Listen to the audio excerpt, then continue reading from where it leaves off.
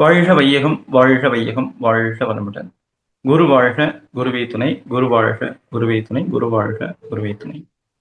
அன்பான சிந்தனையாளர்களே, சான்றோர் பெருமக்களே, உங்களை இந்த இனிய காலை வேளையிலே சந்திப்பதில் பெரும் மகிழ்ச்சியும் மன நிறைவும் அடைகின்றோம். ஆசான் அருட்தந்தை யோகிராஜ் வேதாத்ரி மகிழ்ச்சி அவருடைய நோக்கமாகிய உலக சமாதானம், உலக அமைதி என்ற ஒரு நிலை அடைவதற்காக, உலக அமைதி என்ற ஒரு நிலை அடையும் வழிமுறையாக ஒவ்வொரு தனி மனிதனும் அமைதி பெற வேண்டும் என்ற எண்ணத்திலே சில தனி மனிதர்களால் இணைய பெற்றது குடும்பம், பல குடும்பங்களால் இணைய பெற்றது இந்த ஊர் சமுதாயம், பல ஊர்களால் இணைய பெற்றது நாடு, பல நாடுகளால் இணைய பெற்றது உலகம். எனவே உலக அமைதியினுடைய தொடக்கம் என்பது ஒவ்வொரு தனி மனிதனிலிருந்து தொடங்க வேண்டும் என்ற அடிப்படையில் தனிமனித உடல் ஆரோக்கியத்திற்காக உடற்பயிற்சி முறைகளையும், உயிர் திணிவு பெற்று வலிமை பெற்று நீண்ட ஆயுள் பெறுவதற்கு காயகல்ப பயிற்சி முறைகளையும், மனம் அமைதி பெறுவதற்கு அகத்தவம் தியான பயிற்சி முறைகளையும், மனம் தெளிவு பெற்று அறிவிலே உயிர் பெறுவதற்கு அகத்தாய்வு பயிற்சி முறைகளையும் மனவளக்கலை என்ற பெயரிலே தொகுத்து வைத்திருக்கின்றார்கள் ஆசான் அருட்தந்தை யோகிராஜ் வேதாத்ரி மகிழ்ச்சி அவர்கள். இந்த உன்னதமான உலக சமாதானம், உலக அமைதி என்ற ஒரு திட்டத்திலே நாம் நம்மையும் இணைத்துக் கொள்வதன் பொருட்டு இந்த பயிற்சி முறைகளை முறையாக செய்து வருவோம் என்று உறுதிமொழி ஏற்றுக்கொண்டு சங்கல்பம் செய்து கொண்டு இன்றைய இந்த நிகழ்வினை நிறைவாக நடத்தி தரும்படி எல்லாம் வல்ல பேராற்றலையும் ஆசான் அருட்தந்தை யோகிராஜ் வேதாத்ரி மகிழ்ச்சி அவர்களையும் பிரபஞ்சம் முழுவதும் நிறைந்திருந்து நம்ம எப்பொழுதும் வழி நடத்தி கொண்டிருக்கக்கூடிய அனைத்து குருமார்களையும் வணங்கி இந்த நிகழ்வை தொடங்குகிறோம். வாழ்க வளமுடன், வாழ்க வளமுடன், வாழ்க வளமுடன். இந்த இனிய வேளையிலே நமக்கு இந்த வாய்ப்பை அளித்துக் கொண்டிருக்கக்கூடிய உலக சமுதாய சேவா சங்கத்தினுடைய தலைவர் ஐயா அருள்நிதி எஸ்.கே. மயிலானந்தம் ஐயா அவர்களையும், உலக சமுதாய சேவா சங்கத்தின் ஐடி இயக்குநரகத்தின் இயக்குனர் ஐயா கிருஷ் முரளீஸ்வர் மற்றும் இந்த நிகழ்வினை தொகுத்து வழங்கிக் கொண்டிருக்கக்கூடிய பேராசிரியை வனஜாம் அவர்களையும், இந்த ஐடி தொழில்நுட்ப பிரிவின் அனைத்து கலைஞர்களையும் தொழில்நுட்ப வல்லுநர்களையும், இந்த நிகழ்வில் கலந்து கொண்டிருக்கக்கூடிய மனவளக்கலை அன்பர்களையும், உலகம் முழுவதும் உள்ள மனவளக்கலை அன்பர்கள் அனைவரையும் வணங்கி வாழ்த்தி நன்றியோடு இந்த நிகழ்வை தொடங்குகிறோம். வாழ்க வளமுடன், வாழ்க வளமுடன், வாழ்க. இன்றைக்கு நாம் ஒரு சிந்தனை மேற்கொள்ள இருக்கிறோம். இந்த சிந்தனையினுடைய பொருள் என்பது நீ இன்றி நான் இல்லை என்ற ஒரு தலைப்பை நமக்கு எல்லாம் வல்ல இறை அருளாலும் குருவினுடைய அருளாசியினாலும் நாம் மேற்கொள்ள இருக்கிறோம். நீ இன்றி நான் இல்லை என்ற ஒரு பொருளை நாம் சிந்திப்பதற்கு முன்பாக அருட்தந்தை அவர்களுடைய தத்துவங்கள் ஒவ்வொரு நிகழ்விலும் நாம் எடுத்துக்கொண்டு வருகிறோம். இந்த தத்துவங்கள் எதற்காக அப்படின்ற விஷயத்த நாம ஒரு முன்கூட்டியே நம்ம அதை பற்றி ஒரு சிந்தனையை எடுத்துக்கொண்டால் நல்லா இருக்கும். அந்த அடிப்படையில பார்த்தோம் அப்படின்னா, இந்த தத்துவங்களை ஏன் படிக்க வேண்டும் அப்படின்ற ஒரு கருத்தை நாம் எடுத்துக்கொள்ள வேண்டும். எதற்காக படிக்க வேண்டும், எப்படி படிக்க வேண்டும் அப்படின்ற விஷயம். அப்ப இந்த 3 விஷயங்களை நம்ம தெரிந்து கொண்டோம் அப்படின்னு சொன்னோம் அப்படின்னா தான் தத்துவங்கள் வெறும் படிப்பதற்கு மட்டுமல்ல, அது வாழ்க்கை நிலையாக, வாழ்க்கை முறையாக மாற்றிக்கொள்வதற்கு உதவியாக இருக்கும். இப்ப மன நிறைவு அப்படின்றது பார்த்தோம் அப்படின்னா நமக்கு தேவை அப்படின்னு சொன்னோம் அப்படின்னா, நான் என்னை மன நிறைவிற்கு தயார்படுத்தி கொள்ள வேண்டும். முதல்ல நான் என்னைய மன நிறைவாக வைத்துக் கொள்ளவில்லை, மன நிறைவிற்கு தயாராகவில்லை அப்படின்னு சொன்னோம் அப்படின்னா, நமக்கு அந்த மன நிறைவுக்கு செல்வதற்குரிய வழிமுறைகள் நம் கண்முன்னே இருந்தாலும் அதில் நாம் பயணம் செய்ய முடியாது, தோன்றாது அப்படின்னு நம்ம எடுத்துக்கலாம். அப்ப மனநிறைவுன்னு சொல்லக்கூடியது நமக்கு எங்கெங்கோ இருக்கின்ற இடத்தை விட்டு இல்லாத இடம் தேடி எங்கெங்கோ செல்கின்றாய் அப்படின்னு நமக்கு முன்னோர்கள் வகுத்திருக்கிறார்கள். அந்த அடிப்படையிலே நமக்கு நீ இன்றி நான் இல்லை அப்படின்னு சொன்னோம் அப்படின்னா, நமக்கு பார்த்தோம் அப்படின்னா எது இல்லாம நம்ம இல்லை. இப்ப எல்லாமே நம்ம செய்யக்கூடியது எல்லாமே என்ன சொல்றோம் அப்படின்னு கேட்டோம்னா, நான் தான் சம்பாரிச்சேன் அப்படின்னு சொல்றோம். சரிங்களா? நான் தான் இந்த வீடு கட்டினேன், நான் தான் இந்த ஒரு சேரை நான் வாங்கி போட்டிருக்கிறேன், இந்த சோஃபா நான் வாங்கி போட்டிருக்கிறேன், இந்த டிவி நான் வாங்கினது, இந்த மொபைல் ஃபோன் நான் வாங்கினது அப்படின்றது எல்லாமே நான் செய்தது அப்படின்ற ஒரு தோற்றத்தை நம்ம உருவாக்கி வச்சிருக்கிறோம். இந்த தோற்றம் எங்க ஒரு நிறுவனமா இருந்ததுன்னா, அந்த நிறுவனத்தை உருவாக்கியது நான் தான் அப்படின்னு நம்ம ஒரு தோற்றத்தை உருவாக்கி வச்சிருக்கிறோம். இந்த தோற்றம் வந்து பார்த்தோம் அப்படின்னா எந்தெந்த இடத்துல எல்லாம் நமக்கு சிக்கலை ஏற்படுத்துகிறது அப்படின்னு சொல்லி பார்த்தோம் அப்படின்னா, நமக்கு அது மனதுல தோன்றக்கூடிய போதே வந்து அதை சரியாக கணித்து கவனித்து அதை சரி செய்து விட்டோம் அப்படின்னா அது என்ன செய்யாதுன்னா உடல் துன்பமாக மாறாது, வாழ்க்கை சிக்கலாக மாறாது. அப்ப இந்த தோன்றுவதற்கு முன்பாகவே நாம் இந்த தத்துவங்களை முழுமையாக புரிந்து கொள்ள வேண்டும் அப்படின்றதுதான் நமக்கு அடிப்படையான நோக்கம். அந்த அடிப்படையில நமக்கு அருட்தந்தை அவர்கள் கொடுத்திருக்கக்கூடிய தத்துவம் என்பது, நமக்கு பல்வேறு தத்துவங்கள் நமக்கு முன்கூட்டியே கொடுத்திருந்தாலும் நம்முடைய ஒவ்வொரு மதத்தினரும் ஒவ்வொரு வார்த்தைகளை கொண்டு அதை இறைநிலைக்கான விளக்கமாக நமக்கு கொடுத்திருந்தாலும் அருட்தந்தை அவர்கள் அதை எளிய முறைப்படுத்தி அதை பாமர மக்களும் உணர்ந்து கொள்ளும் வகையிலே, ஒரு படித்த அறிஞரும் பாமர மக்களும் எளிதாக உணர்ந்து கொள்ளும் வகையிலே, விளங்கிக் கொள்ளும் வகையிலே நமக்கு கொடுத்திருக்கிறார்கள். சுத்தவெளி என்பது தன்னையே இறுக்கி சூழ்ந்து அழுத்தி கொண்டு நொறுங்கி துகளாகி அந்த துகள்கள் அதே தன்னிருக்க சூழ்ந்தழுத்தும் ஆற்றலால் விண்முதற்கொண்டு நிலம் வரையில் பஞ்சபூதங்களாகி, பஞ்சபூதங்களிலிருந்து ஓரறிவு தாவரம் முதற்கொண்டு ஆறாவது அறிவு என்ற நிலையில் சிறப்பு பெற்ற நிலையில் மனிதன் என்ற நிலையில் வந்திருக்கிறது. இதுதான் அருட்தந்தை அவர்கள் நமக்கு வழங்கிய சுத்தவெளி தத்துவத்தினுடைய சாரம். அப்ப சுத்தவெளியே நானாக வந்திருக்கிறேன் அப்படின்னு சொல்லி சொன்னோம்னா, இப்ப இந்த சுத்தவெளிதான் அனைத்து செயல்களையும் செய்து கொண்டிருக்கிறது. சுத்தவெளிதான் அனைத்து செயல்களுக்கும் காரணியாக இருக்கிறது. சுத்தவெளிதான் அனைத்து நிகழ்வுகளுக்கும் பின்புலமாக இருக்கிறது. சுத்தவெளிதான் அனைத்து நிகழ்வுகளையும் நிகழ்த்தி கொண்டிருக்கிறது. இந்த உண்மையை நாம் உணர்ந்து கொண்டோமானால் நடக்கக்கூடிய நிகழ்வுகளில் ஏற்படக்கூடிய குறைகளை, தவறுகளை நாம் முழுமையாக இறைநிலையே நானாக இருக்கிறேன் அப்படின்னு சொல்லி சொன்னோம் அப்படின்னா, நடக்கக்கூடிய நிகழ்வுகளில் ஏற்படக்கூடிய குறைகளுக்கும் தவறுகளுக்கும் காரணம் என்பது இறைநிலைதான் என்று தப்பித்துக் கொள்வதற்கான வார்த்தையாக எடுத்துக்கொண்டாலும், நான் தான் நடக்கக்கூடிய நிகழ்வுகளுக்கு அத்தனைக்கும் காரணகர்த்தா அப்படின்ற விஷயத்த நான் தெரிஞ்சுக்கிறேன். அப்ப நான் வந்து மத்தவங்க கிட்ட குறை சொல்றத, மத்தவங்க கிட்ட புலம்புறத நான் நிறுத்திக்கிருவேன். இந்த விஷயத்த நம்ம புரிஞ்சுக்கிறதுக்கு தான் நாம இதை படிக்கிறோம். எப்பவுமே யாரையாவது பார்த்தோம் அப்படின்னு சொல்லி சொன்னோம் அப்படின்னா, அவங்கள இப்போ ஒரு பாடம் நடத்தும் போது நல்லா இருக்கு, சரிங்களா, அதை கேட்கும்போது நல்லா இருக்கு, கொஞ்சம் அந்த மனவளக்கலை மன்றத்துல அந்த தவமயத்திலேயோ நம்ம அறிவித்திருக்கோயிலோ இந்த வெளியில வந்துட்டோம் அப்படின்னா, அவங்கள்ட்ட கொஞ்சம் ஒரு அரை மணி நேரம் 1 மணி நேரம் தனிப்பட்ட முறையில பேசிட்டு இருந்தோம் அப்படின்னா சிக்கல்களாக வரிசையா சொல்லிட்டு இருப்பாங்க. அப்ப இந்த விஷயத்த வந்து பார்த்தோம் அப்படின்னா நமக்குள்ளேயே வந்து பார்த்தோம் அப்படின்னா அந்த தத்துவத்துல புரிதல்ல ஒரு தெளிவு இருக்கா அப்படின்னு சொல்லி கேட்டோம் அப்படின்னா, அந்த புரிதல்ல தெளிவு அப்படின்னு சொல்லக்கூடியது கொஞ்சம் மாறுபட்டு இருக்கக்கூடிய நிலைக்கு காரணம் என்னன்னா, அந்த புரிதல்ல தெளிவு வந்து இன்னும் முழுமையாக வரல அப்படின்றத நம்ம எடுத்துக்கலாம். இப்ப இந்த சுத்தவெளிதான் அனைத்திற்கும் காரணகர்த்தாவாக இருக்கிறது, அனைத்திற்கும் காரணகர்த்தாக இருக்கிறது அப்படின்னா இந்த இடத்துல நான் செய்தது எதுவுமே இல்லை. அடுத்தது இந்த விஷயத்தை புரிஞ்சிக்க கூடிய ஒரு கல்வி அப்படின்னு சொல்லக்கூடியதுதான் வந்து பார்த்தோம் அப்படின்னா வாழ்க்கை கல்வி. மனவளக்கலை அப்படின்னு சொல்லக்கூடியது வந்து மகிழ்ச்சி என்ன சொல்லியிருக்கிறாங்க அப்படின்னா, அது ஒரு வாழ்க்கை கல்வி அப்படின்ற ஒரு வார்த்தையை கொடுத்திருக்கிறாங்க. இன்றைக்கு இருக்கக்கூடிய இந்த கல்வி முறை என்பது முழுமையாக முழுமையாக முழுமையாக பொருளீட்டுவதை மட்டுமே முன்னிறுத்தி நடைமுறைப்படுத்தி கொண்டிருக்கிறது.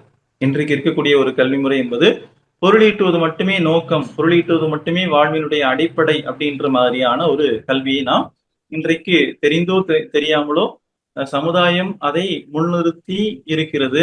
அந்த முன்னிறுத்தலை நாம் அங்கீகாரம் செய்திருக்கிறோம். அந்த அங்கீகாரத்தின் அடிப்படையில் நமது குழந்தைகளை பயணிக்க வைத்துக் கொண்டிருக்கிறோம். இதை வந்து அப்ப ஊரோடு ஒத்துவாள் அப்படின்ற அடிப்படையில நம்ம செய்து கொண்டிருக்கிறோம் அப்படின்னா அதை சரியா அப்படின்றத நாம சுய ஆராய்ச்சி செய்ய வேண்டிய ஒரு பொறுப்பும் கடமையும் நமக்கு இருக்கிறது. அந்த வகையில வந்து பார்த்தோம் அப்படின்னா நமக்கு இப்ப இந்த வாழ்க்கை கல்வி என்பது வாழ்க்கையை வாழ்ந்து கண்ட அனுபவங்களை முன்னோர்கள் வகுத்து கொடுத்த வழியில் வாழ்வது, இது என்பதுதான் வாழ்க்கை கல்வி அப்படின்னு சொல்லி சொல்லலாம். அப்ப இந்த கல்வியை ஏன் நான் கற்றுக்கொள்ள வேண்டும் அப்படின்னா, இப்ப கல்விக்கு வந்து ஒரு பெயர் சொல்லியிருப்போம். என்ன பெயர் அப்படின்னு சொல்லி கேட்டோம் அப்படின்னா, இளங்கலை, முதுகலை அப்படின்னு சொல்லிட்டு ஒவ்வொரு கல்விக்கும் அதை ஒரு கலை என்ற ஒரு பெயரை கொடுத்திருக்கிறோம். அப்ப இந்த வாழ்க்கை கல்வி என்பது வாழ்க்கையை வாழ்ந்து கண்ட அனுபவங்களை அந்த வாழ்ந்து கண்ட அனுபவங்களை கொண்ட முன்னோர்களுடைய வழியில் நடத்துவது அப்படின்றதுக்கு வச்சுக்கிட்டோம் அப்படின்னா, இன்றைக்கு இந்த வாழ்க்கையில நான் ரொம்ப மகிழ்ச்சியா இருக்கிறேன், மன நிறைவா இருக்கிறேன். எனக்கு பார்த்தோம் அப்படின்னா, அதாவது வியாபாரத்தில் ஏற்படக்கூடிய சிக்கல்கள் என்பது தனி, குடும்பத்தில் வரக்கூடிய சிக்கல்கள் என்பது தனி. அந்த சிக்கல்கள் எல்லாம் அது பாட்டுக்கு நமக்கு மகிழ்ச்சி அந்த கவலை ஒழித்தல் பாடத்துல சொன்னது போல, சிக்கல்கள் அது பாட்டுக்கு வரட்டும் போகட்டும், வரட்டும் போகட்டும். நான் பாட்டுக்கு ஒரு பிரிட்ஜ் கட்டி மேல இருந்து அதை அப்படியே ரசிச்சுக்கிட்டு இருக்கிறேன் அப்படின்ற மாதிரியான வாழ்க்கை வாழக்கூடியவர்கள் தான் பார்த்தோம் அப்படின்னா மனவள கலைஞர்கள் அப்படின்னு சொல்லியிருக்கிறாங்க. அப்ப என் வாழ்க்கையில சிக்கலே இல்லை அப்படின்னு சொன்னோம் அப்படின்னா அது கொஞ்சம் மிகைப்படுத்தி சொல்ற மாதிரி இருக்கும். சரிங்களா? வாழ்க்கையில சிக்கல் என்பது நிச்சயமாக இருக்கும். சரிங்களா? அந்த சிக்கல்களை துன்பமாக பெருக்கிக் கொள்ளாத தூய அறிவு வேண்டும், தெளிவு வேண்டும். சிக்கல்கள் வரக்கூடியது இயல்பு. ஏன்னா மிகப்பெரிய சிக்கலே மகிழ்ச்சி சொல்லுவாங்க இல்லைங்களா? அந்த உடலிலே உயிர் சிக்கி கொண்டதுதான் மிகப்பெரிய சிக்கல் அப்படின்னு சொல்லிட்டு. அப்ப வாழ்க்கையில சிக்கல்கள் இயல்பாக வரும். அது பாட்டுக்கு வர விட்டுட்டு அது பாட்டுக்கு வந்த சிக்கல் எல்லாமே என்ன ஆயிரும்? ஆற்றல நம்ம ஒரு இடத்துல குளிச்சிட்டு இருக்கிறோம். அந்த குளிச்சிட்டு இருக்கும்போது அந்த ஆத்துல வரக்கூடிய இலைகள், பூக்கள், சருகுகள் இதெல்லாமே வரும். சில நேரத்துல நம்ம பயமுறுத்தக்கூடிய ஏதாவது பூச்சிகள் கூட வரும்னு வச்சுக்கோங்களேன். ஆனா அதை நம்ம எதுவுமே கண்டுக்காம இருந்தா அது பாட்டுக்கு போயிடும். நாம அதை கண்டு பயந்து ஒரு அதிர்ச்சி அடைஞ்சோம் அப்படின்னு சொன்னோம் அப்படின்னா, நமக்கு அந்த நேரத்துல அந்த இடத்துல நம்ம போன நோக்கம் அந்த குளிக்கக்கூடியதை இன்பகரமாக மகிழ்ச்சிகரமாக இருக்காது அப்படின்னு சொல்லலாம். அந்த சிக்கலுக்குள்ள மூழ்கிட்டோம் அப்படின்னா. அது மாதிரி இந்த வாழ்க்கை சிக்கல்களை எதிர்கொள்வதற்கான வழிமுறை என்பது இந்த தத்துவங்கள் மூலமாக நமக்கு கிடைக்க பெற்றிருக்கிறது அப்படின்ற விஷயத்தை நம்ம உணர்ந்து கொண்டோம் அப்படின்னு சொன்னோம் அப்படின்னா, நமக்கு அந்த வாழ்க்கை சிக்கல்களை கையாளக்கூடிய ஒரு தன்மை என்பது இயல்பாக மாறிவிடும், மறைந்துவிடும். அதாவது அந்த இயல்பாக அந்த கையாளக்கூடிய தன்மை என்பது வந்துவிடும். வாழ்க்கை சிக்கல்கள் இயல்பாகவே மறைந்துவிடும். நாம அதற்கென்று தனியாக ஒரு பெரும் முயற்சி என்பது எடுக்க வேண்டிய அவசியம் என்பது இல்லை அப்படின்னு நம்ம சொல்லலாம். இப்ப அந்த அந்த கலை அப்படின்னு சொன்னோம் அப்படின்னா, ஒரு ஒரு விஷயத்த செய்வதற்குரிய நுணுக்கங்கள் அடங்கியதுதான் கலை. இப்ப அந்த வாழ்க்கையை கல்வி, அந்த வாழ்க்கை கல்வி என்பது முன்னோர்கள் வாழ்ந்து கண்ட அனுபவத்தை, ஏன்னா இன்னைக்கு பார்த்தோம் அப்படின்னா ஒரு ஒரு பொருளை கையாளுவதற்குரிய அறிவு என்பது நமக்கு பார்த்தோம் அப்படின்னா மிக மிக நுட்பமாக சொல்லிக் கொடுக்கப்படுகிறது. ஒரு போனை வாங்கணும் அப்படின்னா அந்த போனை கையாளக்கூடிய அறிவு என்பது நுட்பமாக சொல்லிக் கொடுக்கப்படுது. அதே போல ஒரு கம்ப்யூட்டர் வாங்கணும் அப்படின்னா அதை கையாளக்கூடிய அறிவு என்பது சொல்லிக் கொடுக்கப்படுது. இது மாதிரி ஒவ்வொரு பொருளையும் நாம கையாளுவதற்கான அறிவு என்பது கல்விக்கூடங்கள்ல கற்றுக் கொடுக்கப்படுகிறது. நாம் மனித மனங்களை கையாளக்கூடிய அறிவு என்பது மனவளக்கலை மன்றங்களில் மட்டுமே கற்றுக் கொடுக்கப்படுகிறது. மனித மனங்களை கையாளக்கூடிய அறிவு.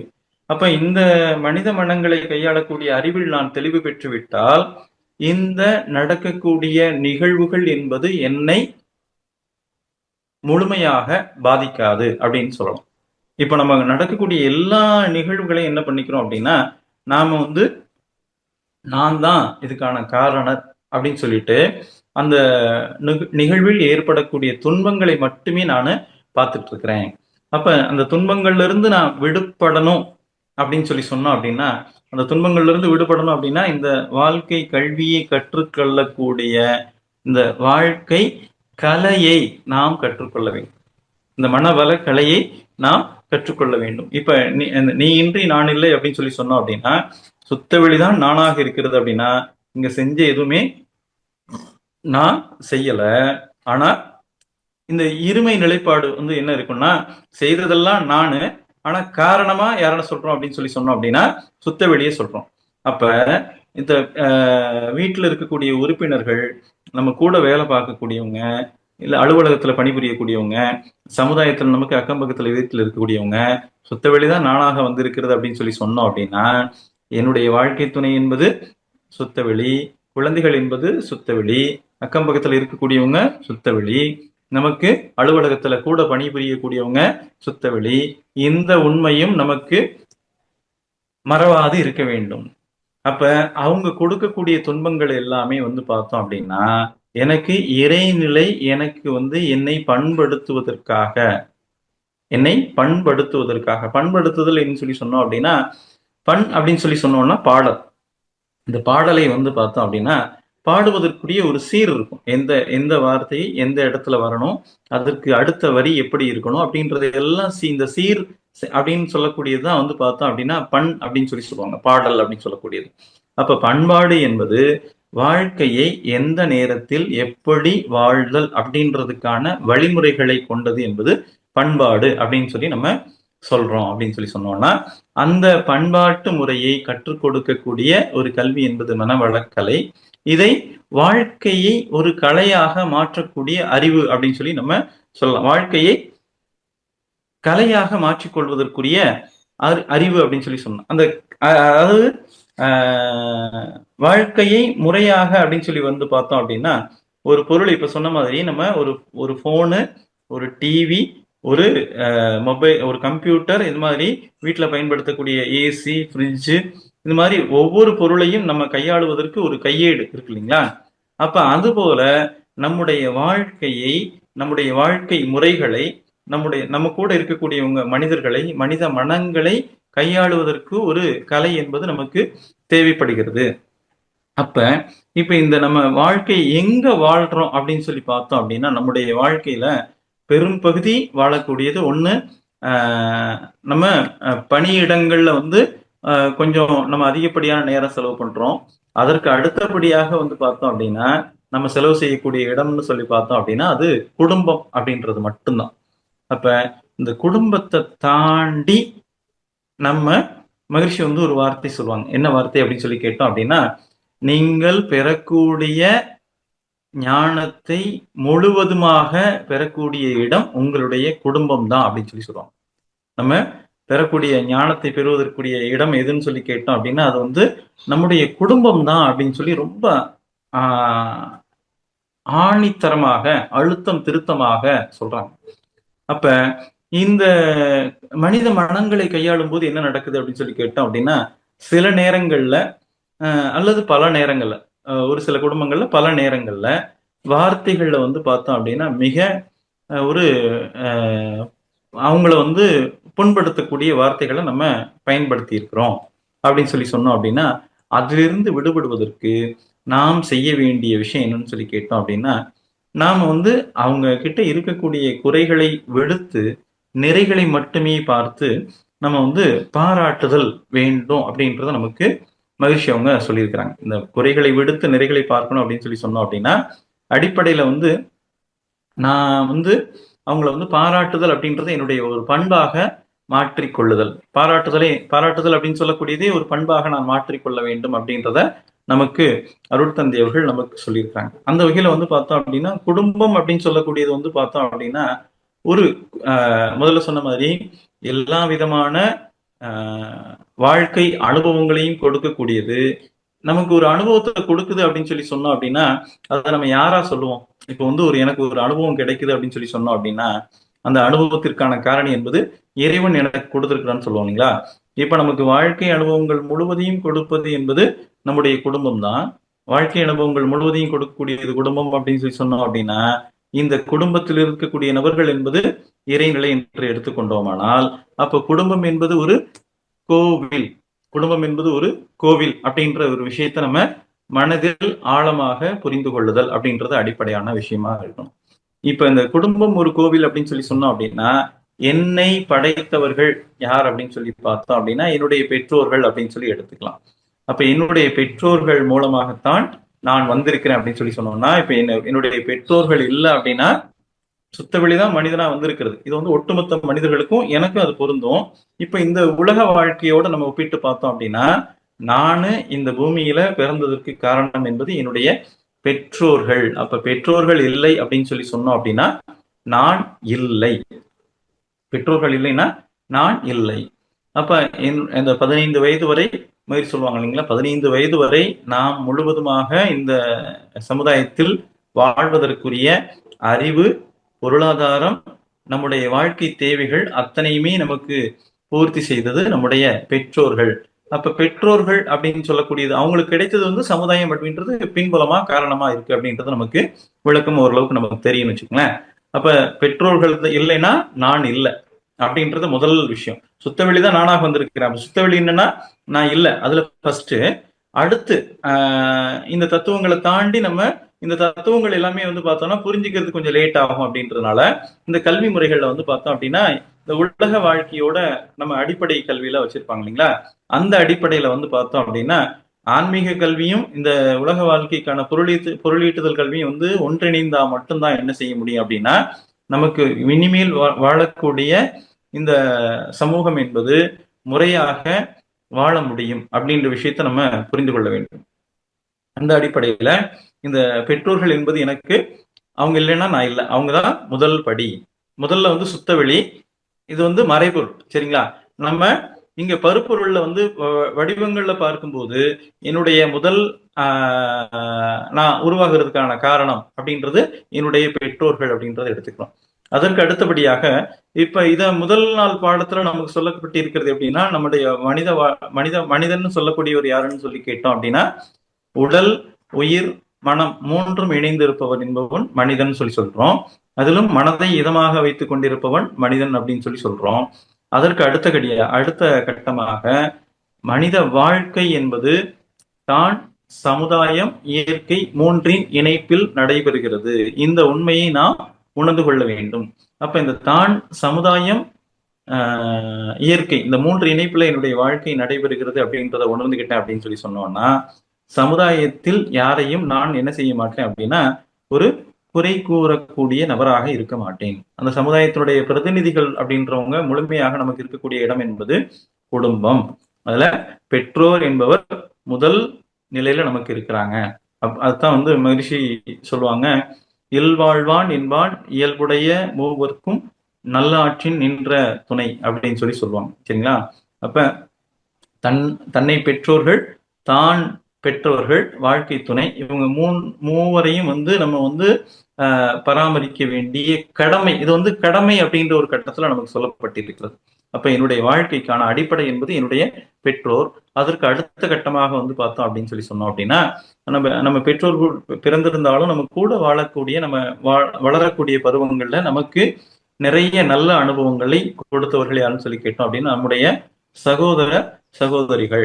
அப்ப அதைத்தான் வந்து மகிழ்ச்சி சொல்லுவாங்க சக உதிரம் அப்படின்னு சொல்லி சொல்லுவாங்க. மகிழ்ச்சி சொல்லக்கூடியது நாம் உருவாவதற்கான காரணம் என்பது நம்முடைய பெற்றோர். அதற்கு அடுத்த கட்டமாக நம்முடைய வாழ்க்கையில நாம பெற்று இருக்கக்கூடிய அறிவுக்கு அடிப்படை வந்து பார்த்தோம் அப்படின்னு சொல்லி கேட்டோம் அப்படின்னா நம்முடைய வாழ்க்கை அனுபவ அறிவிற்கு காரணம் என்பது நம்முடைய சகோதர சகோதரிகள். அடுத்தது வந்து பார்த்தோம் அப்படின்னா வாழ்க்கை துணை.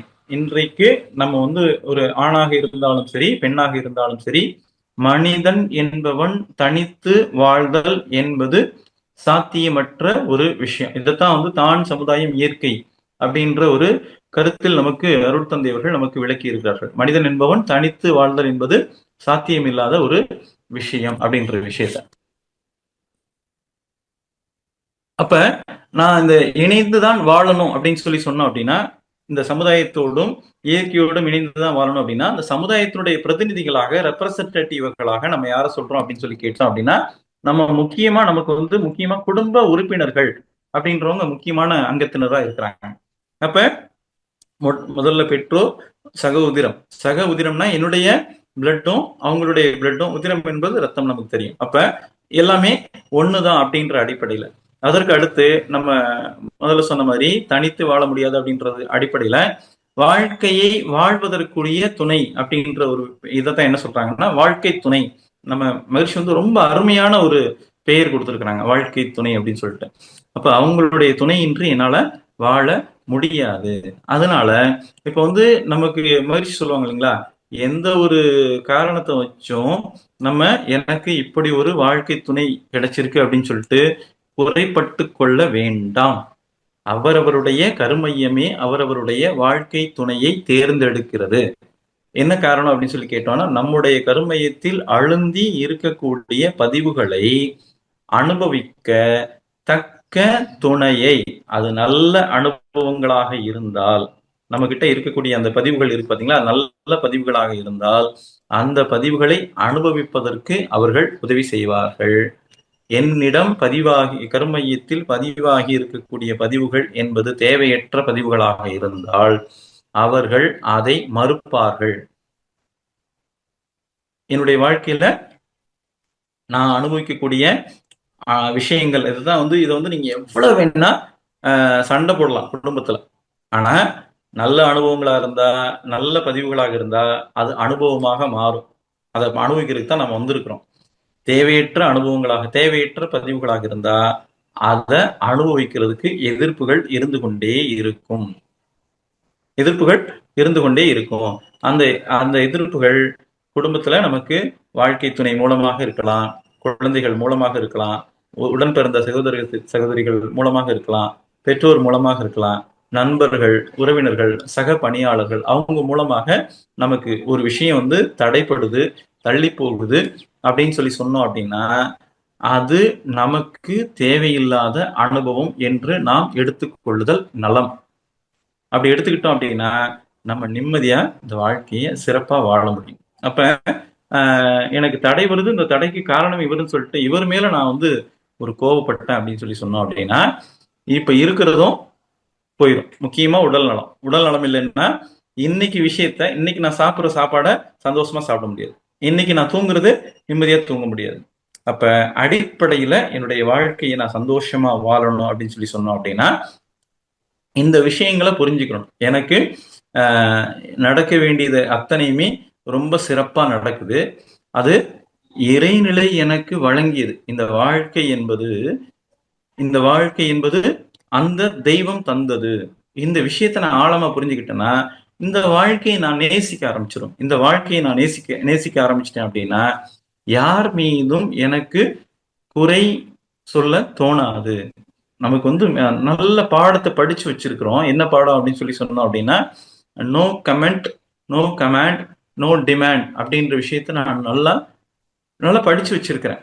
சரிங்களா? அதை நல்லா புரிஞ்சு வச்சிருக்கிறேனா அப்படின்ற விஷயத்துக்கு நான் என்னை தயார்படுத்திக்கணும். என்னை புரிஞ்சு வச்சுக்கிறதுன்னு சொல்லக்கூடியது பார்த்தோம் அப்படின்னா நமக்கு இந்த நோ கமெண்ட் சொல்றோம் இல்லைங்களா?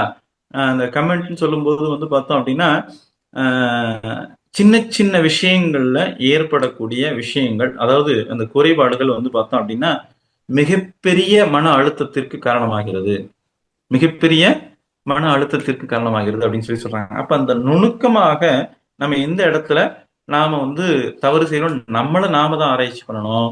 பிறர் செய்யக்கூடிய விஷயங்களை ஆராய்ச்சி செய்தோம் அப்படின்னா நமக்கு நிம்மதி என்பது இல்லாது போயிடும். இந்த தெளிவுக்கு வரணும். இந்த தெளிவுக்கு நம்ம வர்றதுக்கே பார்த்தோம் அப்படின்னா நம்ம பேசிக்கா சில ஃபவுண்டேஷன்ல நம்ம கத்துக்கக்கூடிய விஷயங்கள் இருக்கு பாத்தீங்களா? ஆக்கினை தவம் அப்படின்றதுக்கு அந்த மாதிரி சின்ன சின்ன விஷயங்களை நம்ம பயிற்சிகளை ஆழமா அப்பப்ப செய்து பார்க்கணும். ஒரு 5 நிமிடம் ஓய்வு கிடைக்குது அப்படின்னு சொன்னோம் அப்படின்னா நம்ம கண்ணை மூடி அந்த ஆக்கினையை கவனிக்கிறது. 5 நிமிடம் ஓய்வு கிடைத்தா நம்ம அந்த மாதிரி முயற்சி பண்ணலாம்.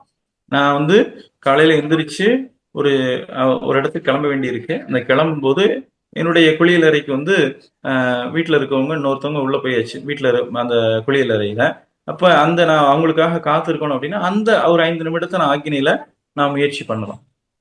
ஆக்கினை கவனிக்கிறதுக்கான முயற்சி தான். நான் முழுமையாக அதுக்கான போறேன்னா அப்படின்ற விஷயம் அதை முயற்சியா செஞ்சு செஞ்சு செஞ்சு பழக பழக பழக அடுத்து அதை அடுத்த கட்டத்துக்கு நம்மளை கொண்டு போகும் அப்படின்ற விஷயத்த நம்ம புரிஞ்சுக்கலாம். அந்த ஆக்கினையிலே அவ்வளவு சிறப்புகள் இருக்கு அப்படின்றத சொல்லியிருக்காங்க. அந்த ஆக்கினைக்கு ஒரு பாடல் சொல்லுவாங்க இல்லைங்களா? என்னன்னு சொல்லி கேட்டோம் அப்படின்னா இரு விழிகள் மூக்கு முனை குறிப்பாய் நிற்க, இரு விழிகள் மூக்கு முனை குறிப்பாய் நிற்க, இரு விழிகள் மூக்கு முனை குறிப்பாய் நிற்க, எண்ணத்தை புருவங்களிடை நிறுத்தி ஒருமையுடன் குரு நெறியில் பழகும்போது உள் ஒளியே பூரித்து மூலமான கருவுக்கு மேல் நோக்கு வேகமூட்டும். அக்னியை நம்ம செய்ய செய்ய செய்யதான் கருமையத்தில் இருக்கக்கூடிய குண்டலினி மகாசக்தி என்பது என்ன செய்யும்? நமக்கு மேல் நோக்கி வேகம் கிடைக்கும் அப்படின்னு சொல்றாங்க. கருத்துக்கு இந்நிகழ்ச்சி உணர்வாய் தோன்றும் அருவ நிலையாம் ஆதி உருவாய் வந்த அத்துவித ரகசியமும் விளக்கமாகும் அப்படின்னு சொல்றாங்க. இந்த அத்துவித ரகசியம் விளக்கமாகிறதுக்கு அடிப்படை என்பது ஆக்கினை தவம்.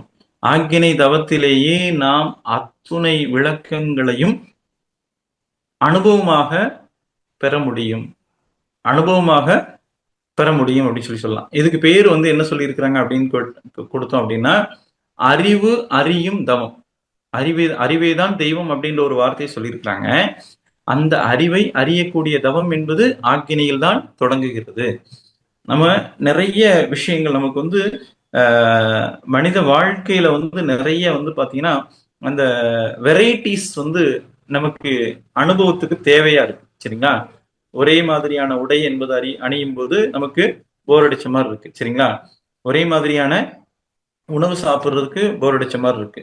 ஒரே மாதிரியான வேலையை தொடர்ந்து செய்யறதுக்கு நமக்கு மனம் ஏற்றுக்கொள்வதில்லை. மனசை பொறுத்த வரைக்கும் பார்த்தோம் அப்படின்னா என்ன தேவைப்படும் அப்படின்னு சொல்லி கேட்டோம் அப்படின்னா அதுக்கு வெரைட்டிஸ் தேவைப்படும். சரிங்களா?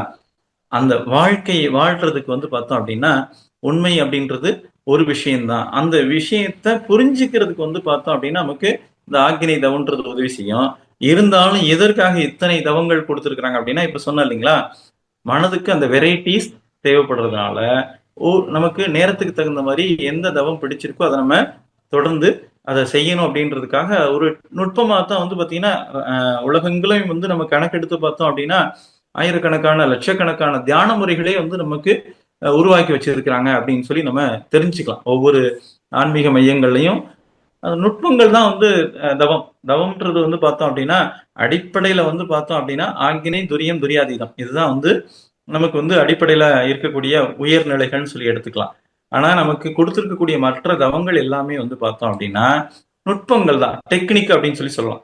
இந்த நுட்பங்களை ஒவ்வொருத்தரும் ஒவ்வொரு பேரை சொல்லி அது வெவ்வேறு இடங்கள்ல நம்ம அதை நடத்திட்டு இருக்கிறாங்கன்னு சொல்லி நம்ம தெரிஞ்சுக்கிட்டோம் அப்படின்னா நமக்கு என்ன இருக்காதுன்னா இந்த இடத்துல இருந்து நம்ம அங்க போகுமா, இது நம்ம பக்தியிலையுமே எடுத்துக்கலாம். பக்தியிலையுமே வெவ்வேறு சிலைகளை கொடுத்து வெவ்வேறு வடிவங்களை கொடுத்து வெவ்வேறு பொருட்களுக்கான மூலம் அப்படின்னு சொல்லக்கூடியதுக்கு ஒரு விஷயத்தை தான் கொடுத்துருக்குறாங்க. மனித மனம் என்ன செய்யுன்னு சொல்லி கேட்டீங்கன்னா வெரைட்டியை எதிர்பார்க்கக்கூடியதுன்றனால ஒவ்வொரு பொருளையும் கிடைக்கிறதுக்கு ஒவ்வொரு உருவத்தை கொடுத்து வச்சிருக்கிறாங்க. எனக்கு இது கல்வி கிடைக்கணும்னா ஒரு தெய்வம், பொருளாதாரம் கிடைக்கணும்னா ஒரு தெய்வம், எனக்கு தைரியம் வரணும்னா ஒரு தெய்வம் சொல்லிட்டு அந்த வடிவத்தை கொடுத்து மனதிற்கு அந்த வெரைட்டி அப்படின்ற ஒரு விஷயத்த அதை ஃபில்ஃபில் பண்ணணும். அதை நிறைவு கொடுத்து அது மனசை ஏதாச்சும் ஒரு விஷயத்துல நீங்க திருப்திப்படுத்தலை அப்படின்னா மனம் அடுத்த நிலைக்கு உயராது. இதைத்தான் ஓஷோ போன்றவங்கலாம் நீ எதை அனுபவிக்க நினைக்கிறியோ, ஏன்னா மகரிஷி டெக்னிக்கா பாத்தீங்கன்னா தவம் கொடுத்துட்டு தத்துவங்களை கொடுத்தாங்க.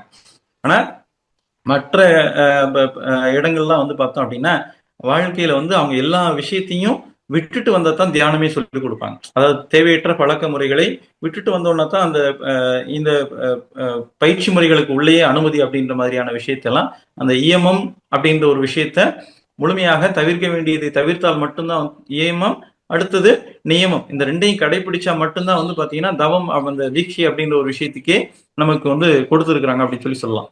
அப்ப இந்த வாழ்க்கைன்னு சொல்லக்கூடியது சுத்தவெளி அடிப்படை காரணியாக இருக்கிறது. அதற்கு அடுத்தபடியாக பெற்றோர் இருக்கிறாங்க, சகோதர சகோதரிகள், நம்முடைய அவங்கவுங்களுக்கு இருக்கக்கூடிய வாழ்க்கை துணை. அவங்கதான் பார்த்தோம் அப்படின்னா என்னன்னு சொல்லி கேட்டோம்னா நம்முடைய வாழ்க்கையை சீர்திருத்தம் செய்யக்கூடியவங்க. அப்ப அவங்க திருத்தம் பண்ணிட்டே இருக்கிறாங்க, நம்ம சும்மாவா இருக்கிறோம்?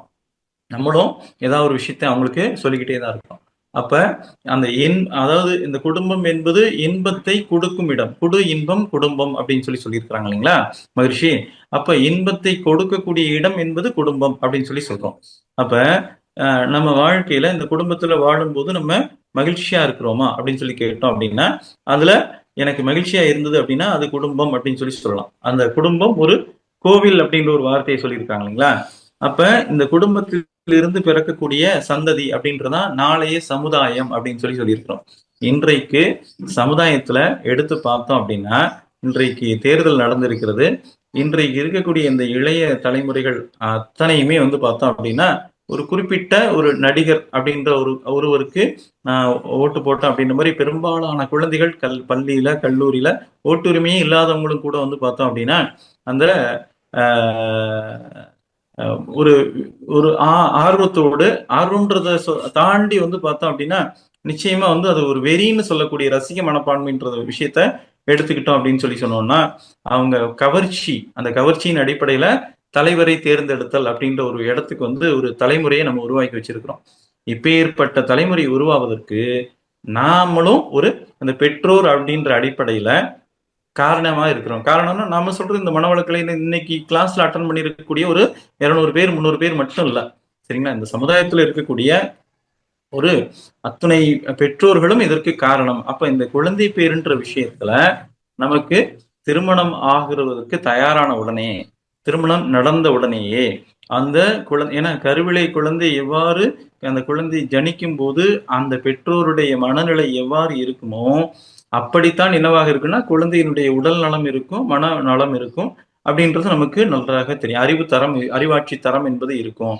அப்ப நம்ம கருவிலே திருவுடைய குழந்தை பிறக்க வேண்டும் என்று சொன்னோம் அப்படின்னு சொன்னோம் அப்படின்னா, நாம அந்த எப்பொருளை, எச்செயலை, எக்குணத்தை, எவ்வுயிரை எவரொருவர் அடிக்கடி நினைந்தால் அப்பொருளின் தன்மையாய் நினைப்போர் ஆற்றல் அறிவினிலும் உடலினிலும் மாற்றம் காணும் இப்பெருமை இயல்போக்க நியதியாகும் அப்படின்றத நம்ம படிச்சிருக்கிறோம் இல்லைங்களா? அந்த அடிப்படையில அந்த கருவுற்றிருக்கக்கூடிய காலத்திலே நாம் இயற்கையை பற்றியும் இறைவனை பற்றியும் உடலை பற்றியும் உயிரை பற்றியும் மனதை பற்றியும் அறிவை முழுமையாக தெரிந்து கொண்டு அதன்படி நம்முடைய வாழ்க்கையை வாழ்தல் என்பது சிறப்பாகும் அப்படின்னு சொல்லுவோம். சரிங்களா? அப்ப இந்த என்னன்னா அப்ப நம்ம அந்த இறைவனை பற்றி இயற்கையை பற்றி நாம் தெளிவான ஒரு விளக்கம் கிடைச்சிருச்சு அப்படின்னு சொன்னோம் அப்படின்னா நமக்கு என்ன கிடைக்கும் அப்படின்னா, நீர் நிறைந்த பாண்டத்தில் காற்று ஏறாது, நீர் நிறைந்த பாண்டத்தில் காற்று ஏறாது, நித்தியமாம் மெய்ப்பொருளால் நிறைந்த உள்ளம் ஊர் உலக பொருள் கவர்ச்சி ஊர் உலக பொருள் கவர்ச்சி உணர்ச்சி ஏதும் உள் நுழையா. நீர் நிறைந்த பாண்டத்தில் காட்சி ஏறாது, நித்தியமா மெய்ப்பொருளால் நிறைந்த உள்ளம் ஊர் உலக பொருள் கவர்ச்சி உணர்ச்சி ஏதும் உள்நுழையா. இப்பேரு தவத்தால் அன்றி யார் பெறுவார் யார் தருவார். இப்பேரு என்பது இந்த ஊர் உலக பொருள் கவர்ச்சியிலிருந்து விடுபடணும் அப்படின்னா தவம் செய்தே ஆக வேண்டும். இப்பேரு வேறு யாரும் பெற முடியாது, வேறு யாரும் தரவும் முடியாது. அறிவு ஓங்கி அதுவேதான் மெய்ப்பொருள் என்று அறியும் பேற்றை சீர்நிலையில் மனம் வைத்து வேண்டா பற்றை செதுக்கிக் கொண்டே இருக்கும் விழுப்பு வேண்டும். நீங்க ஒதுக்க வேண்டியதை ஒதுக்க வேண்டியும், விளக்க வேண்டியதை விளக்கணும், சேர்க்க வேண்டியதை சேர்க்கணும், ஒதுங்க வேண்டிய இடத்துல ஒதுங்கணும்.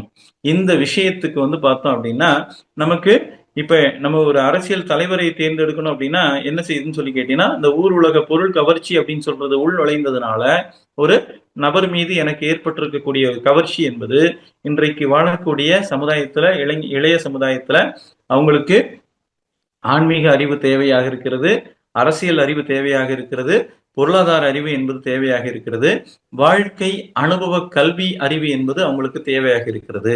அப்ப இந்த ஏன்னா ஒரு கோன் எவ்வளியோ குடி எவ்வளி அப்படின்னு சொல்லுவாங்க. அந்த வகையில வந்து பார்த்தோம் அப்படின்னா இன்றைக்கு நாம பெறக்கூடிய இன்னைக்கு வாழ்க்கையில எனக்கு துன்பம் இருக்குன்னு சொன்னோம் அப்படின்னா நமக்கு இயற்கையில ஏற்படக்கூடிய சிக்கல்கள் எனக்கு வாழ்க்கை சிக்கல்களாக மாறி இருக்கு, குடும்பத்தில் ஏற்படக்கூடிய சிக்கல்கள் எனக்கு வாழ்க்கை சிக்கல்களாக இருக்கிறது, சமுதாயத்தில் ஏற்படக்கூடிய சிக்கல்கள் என்பது எனக்கு வாழ்க்கை சிக்கல்களாக இருக்கிறது. அப்ப சமுதாயத்திலே நமக்கு ஆன்மீக வெறியூட்டும் அரசியல் தலைவர்கள் வேண்டாம். ஆன்மீகம் என்பது வெறியே இல்லாத ஒரு நிலை தான் வந்து பார்த்தோம் அப்படின்னா ஆன்மீகம் அப்படின்னு சொல்லணும். சரிங்களா? நம்ம அந்த வெறி என்பது என்னன்னு சொல்லி கேட்டோம் அப்படின்னா சாதி மத இன பேதங்களை கடந்த ஒரு நிலை என்பது வந்து பற்றற்ற நிலைன்னு சொல்லுவோம் இல்லைங்களா? இந்த 4 விஷயத்துக்குள்ள ஏதாவது ஒரு விஷயத்த நம்ம ஏதாவது ஒண்ணு பிடிச்சிருந்தோம், சாதி மதம் இனம் இது மாதிரி ஏதாவது ஒரு விஷயத்த நம்ம அதாவது இறுக்கி பிடிச்சிருக்கிறோம் அப்படின்னு சொன்னோம்னா அதுக்கு பேர் வந்து வெறின்னு சொல்லலாம்.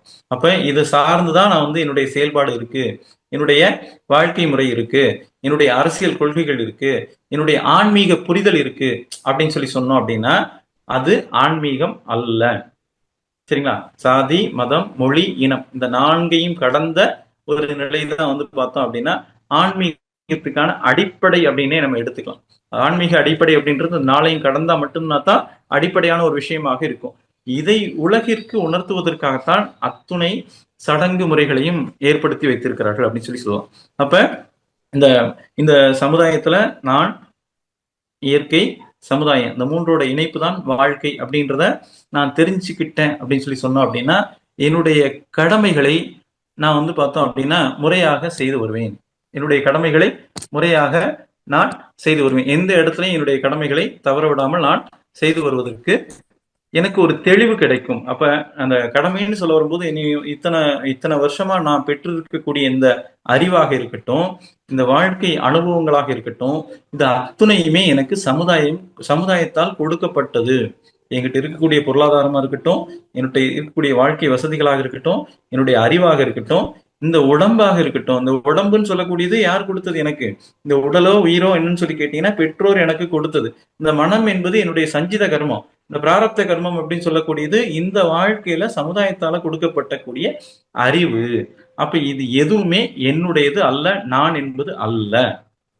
இது எதுவுமே என்னுடையது அல்ல, நான் என்பதும் அல்ல.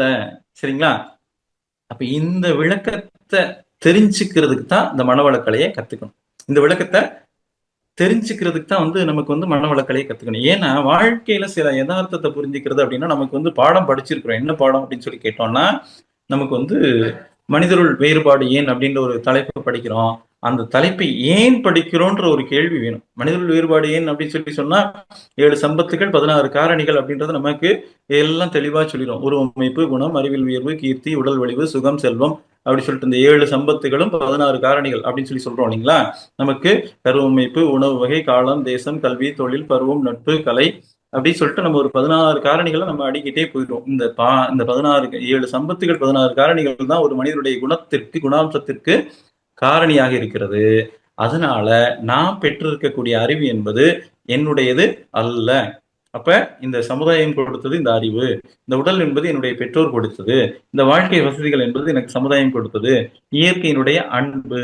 அப்ப எனக்கு இதுல ஏதாவது குறை இருக்குன்னா நான் இயற்கையை சரியா புரிஞ்சுக்கல, சமுதாயத்தை சரியா புரிஞ்சுக்கல, சமுதாயத்தோட இணக்கமாக இல்ல, இயற்கையோட இணக்கமாக இல்ல.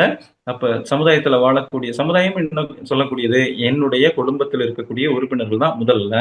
அப்ப நான் அவங்களோட இணக்கமாக வாழ இல்ல. இப்ப வாழ்க்கையில நான் எல்லா வசதிகளும் இருந்து எனக்கு அது மகிழ்ச்சியாக இல்லை அப்படின்னு சொல்லி சொன்னோம்னா நானு இணக்கமாக இல்லை. நீ இன்றி நான் இல்லை. என்னுடைய குடும்பத்தில் இருக்கிற என்னுடைய வாழ்க்கை துணை இல்லாம எனக்கு மகிழ்ச்சி இல்லை. என்னுடைய குழந்தைகள் இல்லாம எனக்கு மகிழ்ச்சி இல்லை. நான்றது இல்லை அங்க. சரிங்களா? அதாவது தத்துவமா எடுத்துக்கிட்டோம் அப்படின்னா சுத்தவெளிதான் நானாக இருக்குன்னு சொல்லியிருக்கிறோம். சுத்தவெளிதான் நானாக இருக்குன்னு சொல்லியிருக்கிறோம். அப்ப சுத்தவெளிதானே எனக்கு வாழ்க்கை துணையாக இருக்கு, சுத்தவெளிதான் என்னுடைய குழந்தைகளா இருக்கு, என்னுடைய சகோதர சகோதரியா இருக்கு, உறவுகளா இருக்கு அப்படின்ற விஷயத்த விளக்கத்தை தெரிஞ்சுக்கிட்டோம் அப்படின்னு சொல்லி சொன்னோம்னா, சமுதாயத்தில் இருக்கக்கூடிய உறுப்பினர்களா இருக்குன்னு தெரிஞ்சுக்கிட்டோம்னா அவங்கள நம்ம குறை சொல்ல வேண்டிய அவசியம் இல்லை. என்னிடம் இருக்கக்கூடிய குறைகளை உணர்ந்து அதை திருத்தம் செய்து சமுதாயத்துல வந்து என்ன தேவை அப்படின்னு சொல்லிட்டு நான் என்னோட இடத்துல இருந்துட்டு நான் வந்து உடல் நலத்துல எவ்வாறு இருக்கிறேன், பொருளாதாரத்துல எவ்வாறு இருக்கிறேன், மன நலத்துல அறிவுல எவ்வாறு இருக்கிறேன், நான் இதுல எதை வந்து அவங்ககிட்ட பகிர்ந்துக்க முடியும் அப்படின்றத தெரிஞ்சு அவங்க கிட்ட பகிர்ந்துக்கிறதுக்கான ஒரு வாய்ப்பையும் சூழலையும் நானே ஏற்படுத்தி கொண்டு வாழ்க்கையை சிறப்பாக வாழுதல் அப்படின்றதுதான் இந்த மனவளக்கலை பயிற்சியினுடைய அடிப்படை நோக்கம். இதை புரிஞ்சுக்க இந்த யதார்த்தம்னு சொன்னோம். என்னன்னா இந்த 7 சம்பத்துகள் 16 காரணிகள் அப்படின்றத தெரிஞ்சுக்கிட்டு இதுதான் வந்து பார்த்தோம் அப்படின்னா ஒவ்வொருத்தருக்கும் அவங்களுடைய அறிவாட்சி தரத்துக்கு காரணம்ன்றதை தெரிஞ்சுக்கிட்டோம் அப்படின்னா என்னுடைய வாழ்க்கை துணை என்ன செய்யறாங்க, எனக்கு எதிராகவே இருக்கிறாங்க, எனக்கு தேவையில்லாத விஷயத்தையும் செய்யறாங்கன்ற மனநிலை மாறிவிடும். அவங்களுடைய அறிவாட்சி தரம் இதுதான்றதை தெரிஞ்சுக்கிட்டோம் அப்படின்னா இந்த மனநிலை என்பது மாறிவிடும்.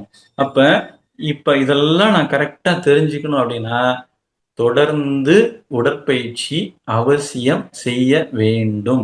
நான் ஒவ்வொரு முறையும் சொல்லுவேன், ஆண்டுக்கு ஒரு வருஷத்துல 10 நாள் நான் உடற்பயிற்சி செய்யலைன்னா அது ரொம்ப ரொம்ப அதிகம். சரிங்களா? நான் கற்றுக்கொண்ட நாள்ல இருந்து இன்னைக்கு வரைக்கும் ஒரு வருஷத்துல 10 நாள் நான் உடற்பயிற்சி செய்யலை அப்படின்னா அது வந்து ரொம்ப அதிகம். சரிங்களா?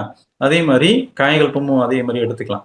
அதே போல தவத்தையும் வந்து பாத்தீங்க அப்படின்னா தினசரி கடமைகள்ல ஒன்றாக மாற்றிக்கொள்ளுதல். உடற்பயிற்சி, காயகல்பம், தவம் இதை வந்து பாத்தீங்கன்னா எப்படி நான் உணவு சாப்பிட்றேன், தூங்குறேன், காலை கடன்களை முடிக்கிறேன் அப்படின்ற மாதிரி இந்த 3ஐயும் நான் வந்து அன்றாட வாழ்வினுடைய அங்கமாக மாற்றிக்கொள்ளுதல் வேண்டும். அப்படி இருந்துச்சுன்னா மட்டும்தான் என்ன செய்ய முடியும் அப்படின்னா இந்த வாழ்க்கையில வரக்கூடிய சிக்கல்களை எளிமையாக கடந்து போக முடியும். சரிங்களா? அப்ப சிக்கல் என்பது முதலே சொன்னேன் இல்லைங்களா, ஆரம்பிக்கும் போது சொல்லும்போது நமக்கு வந்து வாழ்க்கையில வந்துகிட்டே தான் இருக்கும். அது பாட்டுக்கு வரவும் போகும் விட்டுட்டு நம்ம பாட்டுக்கு ஒரு பிரிட்ஜ் கட்டி மேல அதை அப்படியே கவனிச்சுட்டு ரசிச்சு இருக்கக்கூடிய ஒரு மனநிலைக்கு வரணும் அப்படின்னா இந்த உடற்பயிற்சி செய்ய வேண்டும், காயகல்பம் பண்ணணும், தவம் பண்ணணும். அறம் அறம் அப்படின்னா என்னன்றது தெரிந்து கொண்டு நாம அதன்படி வாழ்க்கையை வாழ வேண்டும். அந்த அற வாழ்க்கை என்பது என்னன்னு சொல்லி கேட்டோம் அப்படின்னா நமக்கு வந்து ரொம்பலாம் ஒன்றும் ரொம்ப யோசிக்க வேண்டாம். நம்ம மனசை தினசரி இரவு இன்னைக்கு நைட்டு நான் யாருக்கும் துன்பம் கொடுத்துருக்கிறேனா, அப்போ அதுல என்னுடைய காரணம் இருக்கா, அதை நான் மாத்திக்கிறதுக்கு என்ன செய்யணும், இதுதான் அற வாழ்க்கையினுடைய அடிப்படையான சாரம். இன்னைக்கு நான் என்னால யாருக்காவது நான் உதவி செஞ்சிருக்கேனா, ஏதாவது ஒரு சின்ன உதவியாவது செஞ்சிருக்கேனா. ஒரு வண்டியில போயிருக்கிறேன், இந்த வெயில்ல ஒருத்தர் வந்து லிஃப்ட் கேட்கிறாரு, நான் அவரை கொண்டு போய் அடுத்த ஸ்டாப்ல இறக்கி விடுறேன். அது வந்து பார்த்தோன்னா எனக்கு ஒரு பெரிய சுமை கிடையாது. அதை நான் அது மாதிரி அன்றைக்கு நாள்ல நான் ஒரு நல்ல விஷயம் செஞ்சிருக்கிறேனா இப்படின்றத நம்ம பார்த்துட்டு இதுதான் வந்து அகத்தாய்வுன்னு சொல்லியிருக்கிறோம். தேவையற்ற விஷயங்கள் செஞ்சிருந்தோம்னா நீக்கிறது, தேவையான விஷயங்கள் அப்படின்னா அதை தொடர்வது, இதுதான் வந்து அகத்தாய்வு. அப்ப இந்த உடற்பயிற்சி, காயகல்பம், தியானம், அகத்தாய்வு இதை நாளையும் கரெக்டா நான் செஞ்சுட்டே வர வர வர இந்த நீ இன்றி நான் இல்லை அப்படின்ற ஒரு விளக்கம் நமக்கு கிடைக்கப்பெறும். இன்றைக்கு வந்து நாங்கள் வந்து இப்போ மதுரையில் வந்து ஒரு மிகப்பெரிய ஒரு விழாக்கள் நடந்து கொண்டிருக்கக்கூடிய ஒரு நகரம். சித்திரை திருவிழா ஒரு பெரிய விஷயம். என்னுடைய பையன் வந்து பார்த்தீங்கன்னா 12ஆம் வகுப்பு போறாரு. அவர் வந்து இப்போ இந்த விளக்கம் வந்து பார்த்தீங்கன்னா எனக்கு இப்போ கிடைச்சிருக்கு. அதாவது ஒரு நம்ம மனவளக்கலைக்கு வரும்போது ஒரு 28-30 வயசு இருக்கும்னு வச்சுக்கோங்களேன். அந்த காலகட்டங்களில் எனக்கு வந்து இந்த இறைநிலை பற்றிய தெளிவு அறிவு என்பது கிடைச்சிது. அப்போ என் பையன் வந்து பார்த்தீங்கன்னா அவர் இப்போ 12ஆம் வகுப்பு படிக்கிறாரு, இப்போதான் ஆரம்பிக்கிறாங்க. இப்போ பள்ளி விடுமுறை காலம் அப்படின்றதுனால இங்கே இந்த இது கள்ளழகர் திருவிழா அங்கே அழகர் கோவில்ல இருந்து இங்கே வரக்கூடியது, மீனாட்சி அம்மன் கோவிலில் ஒரு 10 நாள், இங்கே இருந்து வரக்கூடியது ஒரு ஒரு 10 நாள் அப்படின்னு சொல்லிட்டு ஒரு 15 நாள் 20 நாள் வந்து ஒரு திருவிழா கோலம் பூண்டு இருக்கக்கூடிய ஒரு நகரம். இப்போ இங்கே வந்து எங்களுக்கு ஒரு வாய்ப்பு என்னன்னா இந்த சேனல் அந்த டிவி டெலிகாஸ்ட் பண்ணுவாங்க இல்லைங்களா லைவ், அவங்க பண்ணக்கூடியவங்க என்னுடைய நண்பர்கள் அப்படின்றதுனால என் பையனை வந்து ஒரு 2 ஆண்டுகளுக்கு முன்னாடி அவர் 9th படிக்கும் போதே வந்து என்னன்னா அவர் அந்த டீம் கூட என்னன்னா அந்த இளைஞர்கள் வந்து அந்த மாணவ பருவத்தில் இருக்கும்போது ஒரு விஷயத்த செய்யாத அப்படின்னு சொல்லி சொன்னோம்னா அதை வந்து செய்யறதுக்கான ஆர்வம் அதிகமாகும். அதனால வந்து அந்த கூட்டத்துக்குள்ளலாம் போறது அப்படின்றது கொஞ்சம் பாதுகாப்பு இல்லை அப்படின்னு சொல்லி சொன்னோம்னாலும் அவர் பாட்டுக்கு ஆர்வமா போயிடுவார். அப்படி வரும்போது இப்போ நான் சொல்றது 9th படிக்கிறதுக்கெல்லாம் முன்னாடியே.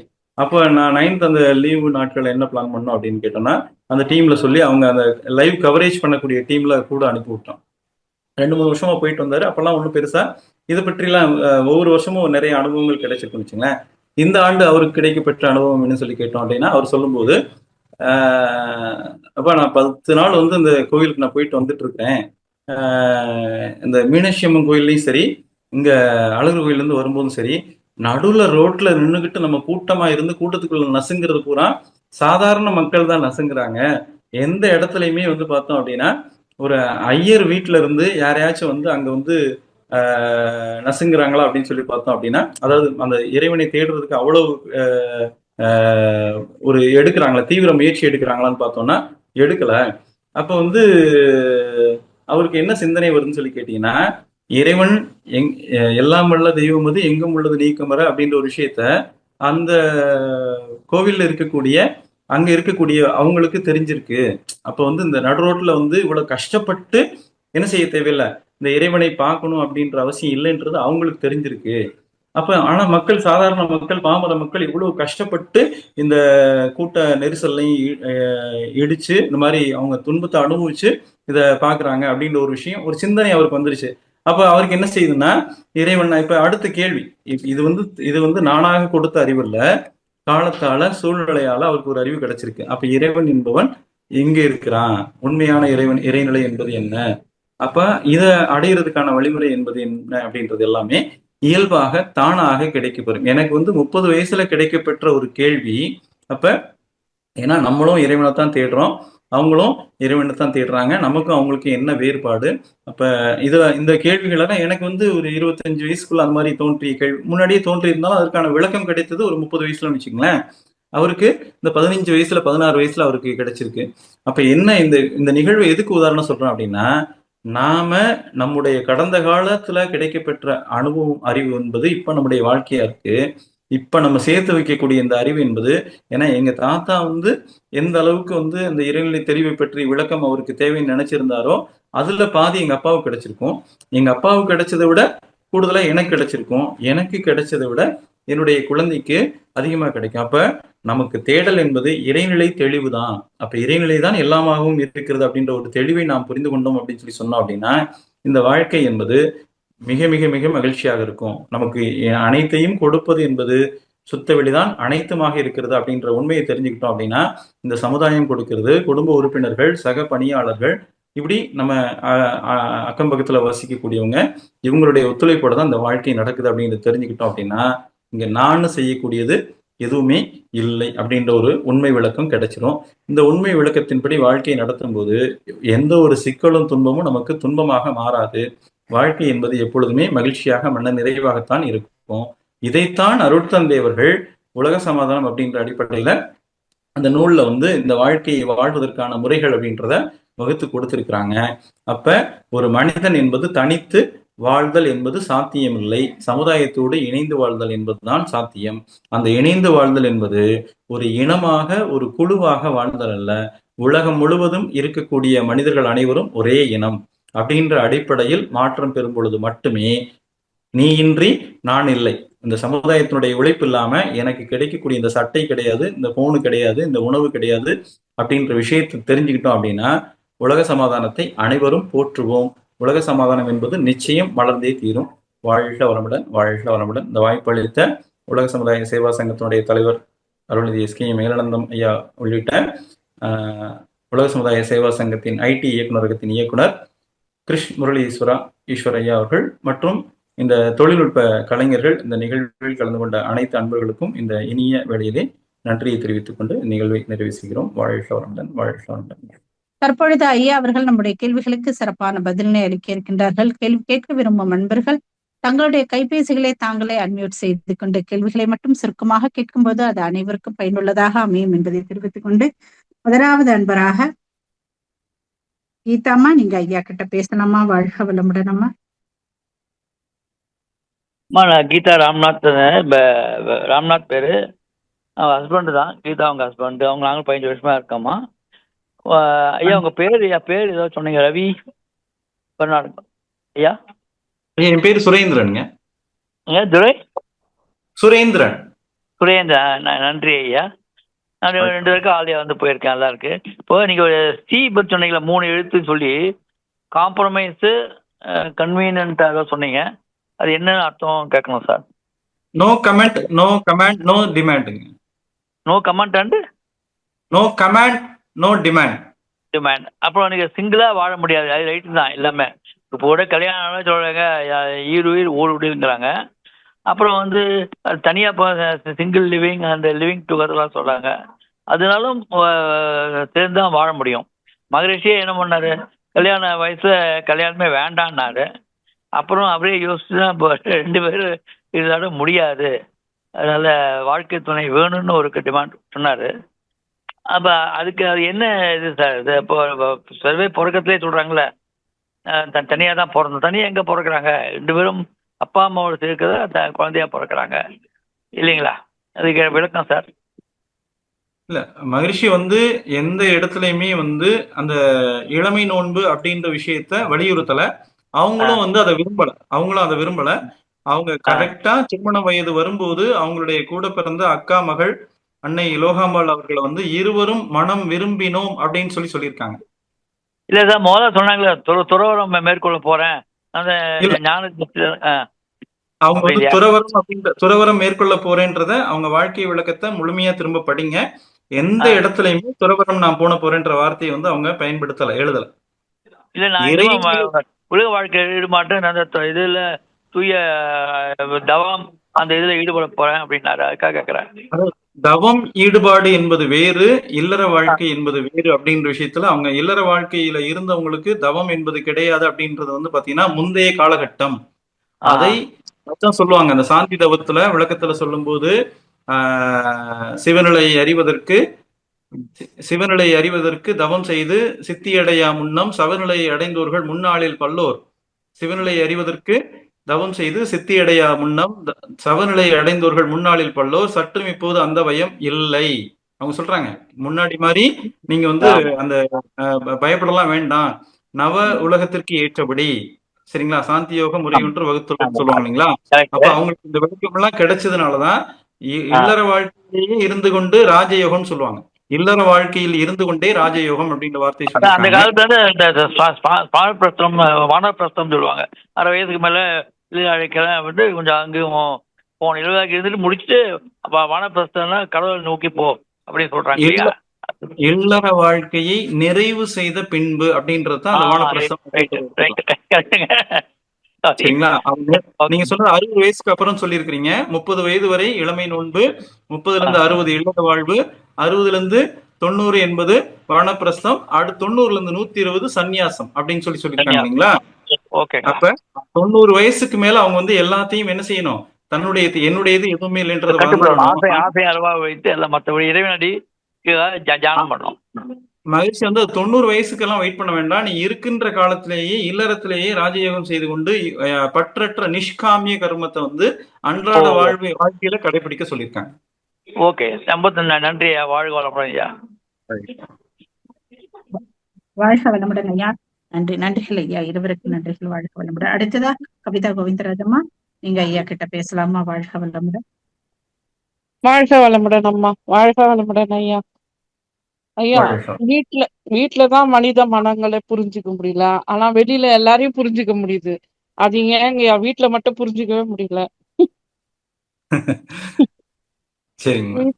வீட்ல விஷயம் ம், என்னன்னா, ஆ, நம்ம புரிஞ்சிக்க முடியலன்றது காரணம் என்ன பண்றோம் அப்படின்னா, ம், நாம முன்கூட்டியே வந்து ஒரு தீர்மானிச்சிடுறோம். இவங்கன்னா இப்படித்தான், இவங்களுக்கு வந்து அறிவு இவ்வளவுதான் இருக்குன்றத முன்கூட்டியே தீர்மானிச்சிடுறோம். ம், அப்ப இப்ப எனக்கு எப்படி வந்து அறிவு ஒவ்வொரு நாளைக்கும் மேம்படுதோ, நான் நேத்து இருந்த நானும் இன்னைக்கு இல்ல. சரிங்களா? போன ம், வருஷம் இருந்த ம், நானும் இன்னைக்கு இல்ல. எனக்கு ஒவ்வொரு நாளும் உடல் வலுவிலையும் சரி, இல்ல மன வலுவிலையும் சரி, ஒவ்வொரு அறிவு திறத்திலையும் நான் வந்து வேறுபட்டு கொண்டே இருக்கிறேன். அறிவு திறத்துல நிச்சயமா அனுபவ பதிவுகளை மேற்கொண்டு என்னுடைய அறிவாட்சி தரம் என்பது உயர்ந்து கொண்டேதான் இருக்கிறது. இதே மாதிரி அவங்களுக்கும் அறிவாட்சி தரம் உயர்ந்திருக்கும். அவங்களும் அந்த அறிவு நிலையில மேன்மை வந்திருக்கிறாங்க அப்படின்ற விஷயத்த என் மனசு ஏத்துக்கிறதே இல்லை. சரிங்களா? ம், அவங்கள வந்து நான் முதல்ல பார்க்கும்போது அவங்க ஏதாவது ஒரு தப்பு பண்ணியிருந்தாங்கன்னா, அந்த தப்பை மட்டும்தான் மனசு இப்போ வரைக்கும் வச்சிருக்கு. சரிங்களா? ஆ, அதெல்லாம் மறந்துட்டோம்னா தான் அவங்களும் இறைநிலை. அவங்களுக்கும் நம்ம எப்படி வெர்ஷன் வந்து இந்த 1, 2, 3 இருக்கிற மாதிரி அவங்களும் அப்டேட்டட் வெர்ஷன்ல இருக்கிறாங்க. இன்னைக்கு உள்ள காலத்துக்கு கரண்ட்டுக்கு ஏத்த மாதிரி அவங்க அறிவாட்சி தரத்துல மேம்பட்டு இருக்காங்கன்னு தெரிஞ்சிருச்சுன்னா, அவங்கள பத்தி நான் அத குறைத்த மதிப்பீடு அண்டர் எஸ்டிமேஷன் சொல்லுவாங்க இல்லைங்களா? அந்த ம், குறைத்த மதிப்பீடு என்பது முன்கூட்டிய மதிப்பீடு என்பது நான் வந்து அவங்கள வந்து பிக்ஸ் பண்ணி வச்சிருக்கிறேன் அவங்களுக்கான மதிப்பை. ம், அதுல இருந்து நான் அந்த மதிப்பை உடைச்சேன்னா மட்டும்தான் அவங்களுடைய இன்றைய நிலையை புரிந்து கொண்டு அவங்களுக்கு ஏத்த மாதிரி இதைத்தான் மாதிரி சொல்லுவாங்க ம், அண்டர்ஸ்டாண்டிங்னு சொல்லுவாங்க. அவங்க ஆ, என்ன சொல்ல வர்றாங்க விஷயத்த அவங்க வார்த்தையை முடிக்கிறதுக்கு முன்னாடி நான் என்ன பண்ணிடுறேன்னா இதுதான் சொல்ல வரேன்னு சொல்லிட்டு நான் அதை ஸ்டாப் பண்ண வரேன் இல்லைங்களா? அவங்க ம், என்ன சொல்ல வர்றாங்கன்றத முழுமையா கேட்டோம்னாலே நமக்கு வந்து அதுலயே விடை கிடைச்சிடும். ம், அதுக்கு தான் வந்து நமக்கு இந்த மௌனம் போன்ற பயிற்சிகள்லாம் வச்சிருக்கிறாங்க. ம், வீட்டுல இருந்தே நம்ம கூட கடைபிடிக்கலாம் மௌனத்தை. மன்றத்துக்கு ம். வந்து கடைபிடிக்கிறது ரொம்ப சிறப்பு. வாழ்க்கை வளமுடன். வாழ்க வளமுடன் ஐயா. ஆனா நீங்க சொன்னது கடைசியில உங்க பையன்து அது கரெக்ட் தாங்க.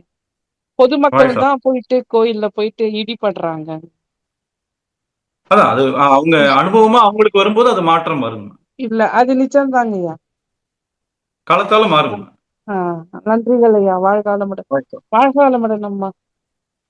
வாழ்க வளமுடன் அம்மா. நன்றிகள் அம்மா. நன்றிகள் ஐயா. அடுத்ததாக பத்ரி சபரீஷ், நீங்க வந்து ஐயா கிட்ட பேசலாம். வாழ்க வளமுடன். அம்மா நன்றி அம்மா நன்றி ஐயா. வணக்கம் ஐயா. வாழ்க வளமுடன் ஐயா. வணக்கம் ஐயா. வாழ்க்கை. ரொம்ப சிறப்பா இருந்ததுங்க ஐயா. நன்றி ஐயா. ரொம்ப ஐயா, மகிழ்ச்சி. எனக்கு ஒரு கேள்வி என்னன்னா, இப்போ நீங்க சொல்றது வந்து இப்போ அடல்ட்டுக்கு புரியுதுங்க ஐயா. பட் இந்த குழந்தைகள் கிட்ட சில பேர் நம்ம மனைவியே சொல்றதை கேட்க மாட்டாங்க. பட் குழந்தைங்க கிட்டயுமே வந்து நம்ம எப்படிங்க ஐயா இந்த நீங்க சொன்ன பேர் லேட் கடைசியா ஆன்சர் பண்ணீங்க, அது எப்படி குழந்தைங்க கிட்ட எப்படிங்க ஐயா நம்ம சொல்றதுன்னா அவங்கள வந்து நம்ம ஜட்ஜ் பண்ண வேண்டியதா இருக்கு, அவங்கள கைட் பண்ண வேண்டியதா இருக்கு, எதுக்கு எடுத்தாலும் ஏன்னோ அந்த மாதிரி விஷயத்துல எப்படி நம்ம ஸ்டர்னாவும் அட் சேம் டைம் அன்பாவும் இருக்கிறது ஒரு கேள்வி ஐயா எனக்கு. அதாவதுங்க இப்ப என்னன்னா நம்ம மகிழ்ச்சி வந்து ஒரு விஷயம் சொல்லுவாங்க என்னன்னா கண்காணிப்பு கண்டிப்பு களையெடுப்புன்னு சொல்லுவாங்க. கண்காணிப்பு கண்டிப்பு களையெடுப்பு. கண்காணிப்புன்னு சொல்லக்கூடியது வந்து அப்சர்வேஷன் நம்ம எப்பவுமே இருந்துகிட்டே இருக்கணும். சரிங்களா? அவங்க தவறு செய்யறாங்க. இப்ப வந்து குழந்தைகளாக இருந்தாலும் பெரிய அடல்ட் இருக்கக்கூடியவங்களுமே எடுத்துக்கிட்டோம் அப்படின்னா நமக்கு அந்த அப்சர்வேஷன் இருக்கணும். அவங்க தவறான வழியில போகும்போது இப்ப என்னைய வந்து என்னுடைய வாழ்க்கை துணை கண்டிக்கிறாங்க அப்படின்னா நான் சரியான வழியில போகல. அதே போல நான் குழந்தைகளாக இருந்தாலும் பெரியவங்களா இருந்தாலும் அந்த கண்காணித்தல் வேண்டும், கண்டித்தல் வேண்டும், தேவையற்ற செயல்கள் செய்தாங்கன்னா அந்த செயல்களை களை எடுத்தல் அப்படின்ற 3மே வேணும். இது நிர்வாகத்துக்கும் சரி குடும்பத்துக்கும் சரி அவசியம். அப்ப நான் வந்து அவங்களுக்கு அந்த அறிவு இருக்கு, அவங்க சுயமா செயல்படுவாங்க, எல்லாமே ஓகே. நான் வந்து அவங்கள அப்சர்வேஷன்ல இருக்கிறேனா, அதை வந்து என்னன்னா நம்ம ஒரு தவறு செஞ்சிருந்தாலும் அந்த தவறை வந்து என்ன செய்யணும் அப்படின்னா அந்த கனிவான வார்த்தைகளை பயன்படுத்தி கொண்டு இதெல்லாம் சரி கிடையாதுன்ற விஷயத்த சொல்லணும். அதுக்கு நான் வந்து பயிற்சி எடுத்துக்கணும், அவ்வளவுதான். அவங்கள வந்து நம்ம குறையே சொல்லக்கூடாதுன்றது கிடையாது. அதை நம்ம கமாண்டா சொல்ல வேண்டாம். சரிங்களா? நோ கமெண்ட் நோ கமாண்ட்னு சொல்லக்கூடியது நம்ம சொல்லக்கூடிய விஷயத்த அந்த கமெண்ட்ன்ற விஷயத்த இந்த இப்படி செஞ்சா நல்லா இருக்கும். நீங்க வந்து இன்னைக்கு மகர்ஷியினுடைய வாழ்க்கையிலே நிறைய அனுபவங்கள் சொல்லியிருக்கிறாங்க. அதாவது ஒரு நாள் வந்து உப்பு போடாம சமைச்சிட்டாங்க. அவங்க அம்மா அன்னை லோகாம்பால் போட்டிருப்பாங்கன்னு சொல்லிட்டு லட்சுமி அம்மா விட்டாங்க. இவங்க போட்டிருப்பாங்கன்னு சொல்லிட்டு அவங்க விட்டாங்க. 2 பேருமே விட்டுட்டு ஐயா மகரிஷி சாப்பிட்டுட்டு அவங்க இவங்க 2 பேரும் சாப்பிடும்போது எடுத்து வைக்கிறாங்க, உப்பே இல்லை. அப்ப என்ன சொல்றாரு அப்படின்னு சொல்லி கேட்டீங்கன்னா, என்னமாமா நீங்க ஒரு வார்த்தை சொல்லி உப்பு இல்லைன்னு சொல்லியிருக்கலாமே, கொஞ்சம் உப்பு போட்டு சாப்பிட்டுருக்கலாமே அப்படின்னு சொல்லும்போது அவங்க சொல்றாங்க, இன்னைக்கு வந்து இறைவன் வந்து உப்பு இல்லாம சாப்பிடுன்னு சொல்லிட்டு விதிச்சிருக்கிறாரு போல அப்படின்னு சொல்லிட்டு அந்த விஷயத்த அந்த நிகழ்வை வந்து ரசனையாக மாற்றி நகைச்சுவையாக மாற்றி அவங்கள வந்து அடுத்த முறை செய்யறதுக்கு அவங்கள வந்து திருத்தம் செய்யறது அப்படின்றது இதுதான். அதை வந்து சூழ்நிலையை வந்து ரசனையா மாத்திக்கணும். மாத்திட்டு அவங்க புரிஞ்சுக்கிறதுக்கு ஏற்ற மாதிரி அவங்க நம்ம அந்த கனிவான வார்த்தைகளை கொண்டு சொல்லணும் அப்படின்றத சொல்லியிருக்காங்க. இதை இடத்துக்கு தகுந்த மாதிரி நம்ம அதை நிச்சயமாக சொல்லணும். அப்படி வார்த்தை வரல அப்படின்னு கேட்டோம்னா எழுதி காட்டலாம். எனது அன்பான மனைவியே, நீங்கள் இன்று செய்த உணவு சுவையாக இருந்தது, இல்ல சுவை இல்லை, இதுல இந்த குறை இருக்கு அப்படின்றத எழுதி காட்டி கூட நம்ம சொல்ல வேண்டிய விஷயத்த கண்டிப்பா சொல்லிடலாம். வார்த்தையில நம்ம கிடைக்கும் சொல்லிடலாம், எழுதி எழுதி கொடுத்துடலாம். ஐயா களை எடுத்தல்னா என்னங்க? இப்படி வேண்டான்னு சொல்றதா? களை வேண்டாம் சொல்றது, இந்த விஷயத்த செய்யக்கூடாது அப்படின்றது ஸ்ட்ராங்கா இருக்கிறது. ஓ, ஸ்ட்ராங்கா இருக்கிறது. சரிங்க ஐயா. அதுல ஃபோமா இருக்கணும். ஓ, சரிங்க ஐயா. ஆமா, நம்ம செய்ய வேண்டிய விஷயத்துல இப்ப நான் சொன்னேன் இல்லைங்களா, நம்மள சொல்றாங்கன்னா என்ன சொன்னேன் முதல்ல, நீங்க அனுபவிக்க வேண்டிய விஷயங்கள் உங்க கர்மயத்துல பதிவா இருந்துச்சுன்னா அதுக்கு அவங்க ஒத்துழைப்பாங்க. அது இயற்கைக்கு முரணா இருந்துச்சுன்னா அவங்க அதுக்கு அப்போஸ் பண்ணுவாங்க. இது அவங்களுக்கும் பொருந்தும்ல. சரிங்க ஐயா, கண்டிப்பா. வாழ்க. ரொம்ப சிறப்பான பதில். ரொம்ப நன்றி ஐயா. நன்றி அம்மா. நன்றி. வாழ்க. உங்க பேருங்க ஐயா? பேருங்க? என் பேரு சபரீஷ் ஐயா. சபரீஷ். வாழ்க. நன்றி. சிறப்பு. நன்றி. இதுவரைக்கும் நன்றிகள் ஐயா. வாழ்க வளமுடன். அடுத்ததாக பிருந்தா கார்த்திகேயன் அம்மா, நீங்க ஐயா கிட்ட பேசலாமா? வாழ்க வளமுடன்மா. அம்மா வாழ்க வளமுடன். ஐயா வாழ்க வளமுடன் ஐயா. இப்ப சொன்னீங்களையா, இப்ப வந்து உங்க பசங்க வந்து இப்ப ஸ்டூடெண்ட் ஸ்போர்ட்ஸா இருக்கிறதுனால இந்த நம்ம வந்து அவங்களுக்கு பிராக்டிஸ் இப்ப கொடுத்துட்டு இருக்கோம்.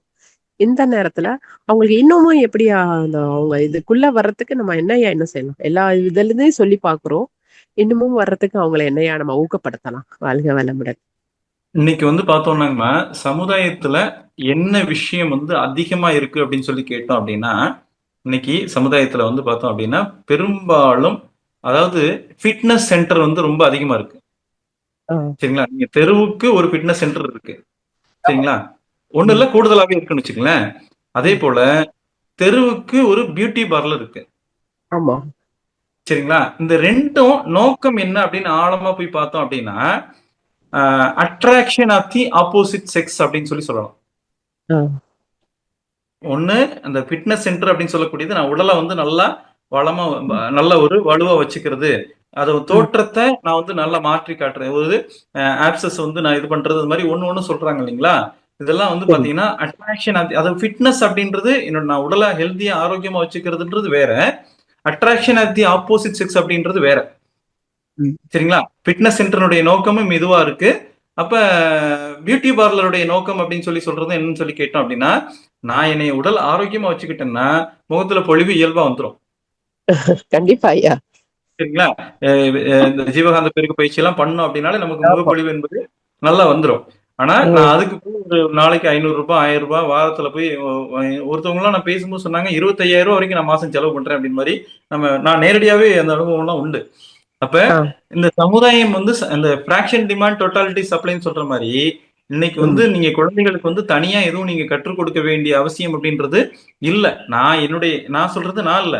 எனக்கு முந்தைய ஜெனரேஷன் வந்து அவங்களுடைய கருமையத்துல என்னென்ன மாதிரி பதிவுகளை வச்சிருக்கு அப்படின்றது எல்லாமே அதனுடைய வெளிப்பாடு தான் இன்னைக்கு இருக்கக்கூடிய இந்த சமுதாயத்தினுடைய நிலை. அப்ப நான் என்ன செய்யணும்னா என்னுடைய குழந்தைகளை மாற்றணும் அப்படின்னா என்னுடைய கருமையத்துல எதெல்லாம் தேவையற்ற விஷயங்கள் இருக்குன்றத நீக்கணும். அதை நீக்கிட்டேன் அப்படின்னு சொல்லி சொன்னோம்னா ஆட்டோமேட்டிக்காவே அவங்களுக்கு நான் வந்து ஒரு 15 வருஷத்துக்கு முன்னாடி நான் எதெல்லாம் இந்த இந்த வாழ்க்கையில வந்து நான் அனுபவிக்கணும்னு நினைச்சனோ, எதெல்லாம் எனக்கு கிடைக்கணும்னு நினைச்சனோ அதெல்லாம் எனக்கு இப்ப கிடைச்சிட்டு இருக்கு. ஒரு 20 வருஷத்துக்கு முன்னாடி நான் நினைச்ச விஷயங்கள். அப்ப நான் இன்னைக்கு நினைக்கிறது ஆட்டோமேட்டிக்கா என்னுடைய அடுத்த 20 வருஷம் கழிச்சு நடக்கும். ஆமா. சரிங்களா? அப்ப நான் இன்னைக்கு நான் நினைக்க வேண்டியது மட்டும்தான் என் வேலை. கண்டிப்பா என்னுடைய குழந்தைகளுக்கு நல்ல வாழ்க்கை முறை, வாழ்க்கை தரம் அமைய வேண்டும். நல்ல கல்வி தரம் எனக்கு நல்லா அமையணும். என்னுடைய குழந்தைகளுக்குன்னு சொல்ல வர்றதை விட, ஏன்னா என் குழந்தை வந்து எதை பார்த்து பியூட்டி பார்லர் போகுது, எதை பார்த்து ஃபிட்னஸ் சென்டர் போகுது அப்படின்னா கூட படிக்கிறவன், அக்கம் பக்கத்துல இருக்கிறவன் அவங்கள பார்த்தா மாறுது. அப்ப சமுதாயத்துல இருக்கக்கூடிய எல்லா குழந்தைகளுக்கும் நல்ல அறிவு சார்ந்த கல்வி முறை வேண்டும் அப்படின்னு நம்ம நினைக்கிறோம். என் குழந்தைக்கு மட்டும் வேணும்ன்றதை நினைக்கிறத தாண்டி கண்டிப்பா எல்லா குழந்தைகளுக்கும் இந்த நல்ல அறிவு சார்ந்த ஆன்மீக கல்வி என்பது போய் சேரணும் அப்படிங்கிற விஷயத்த நாம என்னமா வச்சுட்டோம்னாலே போதும், அது நிச்சயமா போய் சேரும்.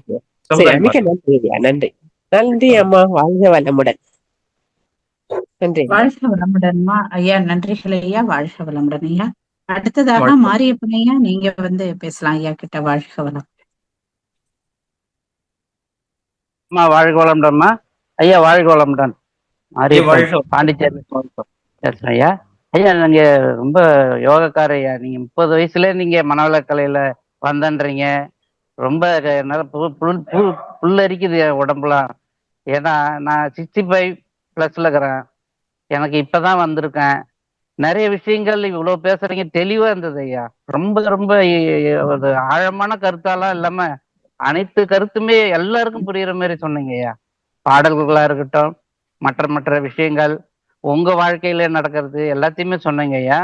எனக்கு ஒரு விஷயம், இப்ப நீங்க இந்த உரையில சொல்லும்போது கணவன் மனைவிக்குள்ளே ஏற்படுற இது என்னுடைய வாழ்க்கையே எடுத்துக்கங்க. எனக்கும் என் மனைவிக்கும் உள்ள ஒரு உரையாடல் நடக்கும்போது, ஒரு சண்டை சச்சரவு நடக்கும்போது, நான் எப்படி ஐயா அதை அவங்க ஃபுல்லா பேசுற வரைக்கும் நான் கம்முன்னு கேட்டுட்டு இருந்துட்டு அதுதான் அவங்க அறிவாட்சி தரம் அப்படின்னு எடுத்துக்கணும்னு நீங்க உங்க உரையில சொன்னீங்க ஐயா. அப்ப நான் சொல்ற வரதே மறந்து போகுது ஐயா. அவங்களுக்கு நம்ம நல்லதே செஞ்சிருப்போம், அவங்க சொல்லி முடிச்ச உடனே நான் என்ன சொல்ல நினைச்சேன்னா அதே மறந்து போயிடும். இதுதான் எங்களுக்குள்ள இருக்கிற கருத்து வேறுபாடு வர்றதுக்கு காரணம் ஐயா. அதை எப்படி நீக்கிறதுன்னு கொஞ்சம் சொல்லுங்க ஐயா. ஐயா நான் இப்ப சொன்னேன், இப்பதான் முன்னாடி கேள்விக்கு சொல்லியிருந்தேன். நம்ம வீட்டுல இருக்கவங்களோ இல்ல குழந்தைகளோ யாரா இருந்தாலும் நம்ம வந்து பேசுறது அப்படின்ற விஷயம் வந்து பாத்தீங்கன்னா சில நேரத்துல வந்து வார்த்தைகள்ல வந்து வேறுபாடு வந்துரும். நான் வந்து இப்ப ஏதாவது நான் மன்னிப்பு கேட்கறதா இருக்கட்டும், இல்ல வீட்டுக்காரமாட்ட ஏதாவது ஒரு விஷயத்த நான் செய்யணும், எனக்கு தேவைன்ற விஷயமா இருக்கட்டும், எல்லாமே வந்து பாத்தீங்கன்னா வார்த்தைகளா பேசும்போது எனக்கு கொஞ்சம் சில நேரத்துல வந்து அந்த உணர்ச்சி நிலையை வந்து நம்ம மன அலைச்சூழல் மாறுது இல்லைங்களா? அப்ப நம்ம என்ன செய்யறோம் அப்படின்னா, நான் வந்து ஒரு பேப்பர் எடுத்து எழுதிடுவேன். எனக்கு வந்து நீங்க இந்த விஷயம் எல்லாம் செஞ்சீங்க, அதெல்லாம் வந்து சரியில்லை, இந்த விஷயம் எல்லாம் எனக்கு தேவை, இதெல்லாம் மாற்றி செய்யணும் அப்படின்ற விஷயத்த ஒரு பேப்பர்ல நான் எழுதிட்டு அது அவங்ககிட்ட வந்து வாய்ப்பு கிடைக்கும் போது அதை கொடுத்துருவேன். அப்ப நான் சொல்ல வேண்டிய விஷயத்த கரெக்டான வார்த்தையை பயன்படுத்தி நான் சொல்லிடுவேன் அவங்ககிட்ட. எனக்கு இந்த வார்த்தையா பேசும்போது சில நேரங்களில் உணர்ச்சி வசப்படுறதுக்கான வாய்ப்புகள் இருக்கு. எழுதும் போது அந்த வார்த்தை வந்து சரியான அந்த எழுத்து பிரயோகம் வந்துடும். அப்ப வந்து அவங்களும் மாத்தி புரிஞ்சுக்கிறதுக்கான வாய்ப்புகள் குறைவா இருக்கும். அதை எழுதி கொடுத்துட்டு அந்த நேரத்துல வந்து இப்படி சொல்லி புரியும்போது கொஞ்சம் நல்லா இருக்குங்க. இது என்னுடைய அனுபவம். சரியா இருந்தா எடுத்துக்கலாம். இல்லையா, இது நான் அப்ளை பண்றேன் ஐயா. இது நல்லா இருக்கு. ஏன்னா நம்ம வந்து அவங்க கிட்ட வந்து வீணா பேசி மறுபடியும் பெருசா ஆகிறதுக்கு முன்னாடி அவங்க ஏதோ வித்தியாசமா ஒரு அணுகுமுறையா தோணுது. இது நீங்க சொன்னது ஐயா. இதேதான் எங்க வீட்டுக்காரமா என்கிட்ட கடைபிடிப்பாங்க. என்ன ஏதாவது பிரச்சனைனா எழுதுறது, அதை எழுதி என்கிட்ட சொல்லும் போது அந்த வார்த்தை பிரயோகம் தப்பா புரிஞ்சுக்கிறதுக்கான வாய்ப்புகள் குறைவு. நம்ம இவ்வளவு லவம் பண்றோம், வாழ்த்துறோம், இப்படி செய்யறோம், அப்படி செய்யறோம். ஐயர் வந்து 40 நாள்லாம் நான் சர்வீஸ் பண்ணிருக்கேன் ஐயா. எல்லா இடமும் சர்வீஸ் பண்ணிருக்கேன். இருந்தாலும் நமக்கு குரு இவ்வளவு நம்மளை சோதிக்கிறாருன்னு மனசுல சில நேரம் ஒரு சுணக்கம் வந்துடும். அப்பதான் ஓகே. எனக்கு அங்க வந்துட்டு வருவேன் ஆழியாருக்கு. ஆனா நீங்க சரி, சரி. சொன்னது இப்ப நல்ல உத்தியா இருக்கு ஐயா. வாழ்க வளமுடன். மிக்க நன்றி ஐயா. வாழ்க்கை. ரொம்ப வாழ்க நன்றி. வளமுடன் அம்மா. ரொம்ப நன்றி அம்மா. வாழ்க வளமுடன். வாழ்க வளமுடன். நன்றிகள் ஐயா, நன்றிகள் ஐயா. வாழ்க வளமுடன். அடுத்ததாக அமுதம்மா, நீங்க ஐயா கிட்ட பேசலாமா? வாழ்க வளமுடன் அம்மா.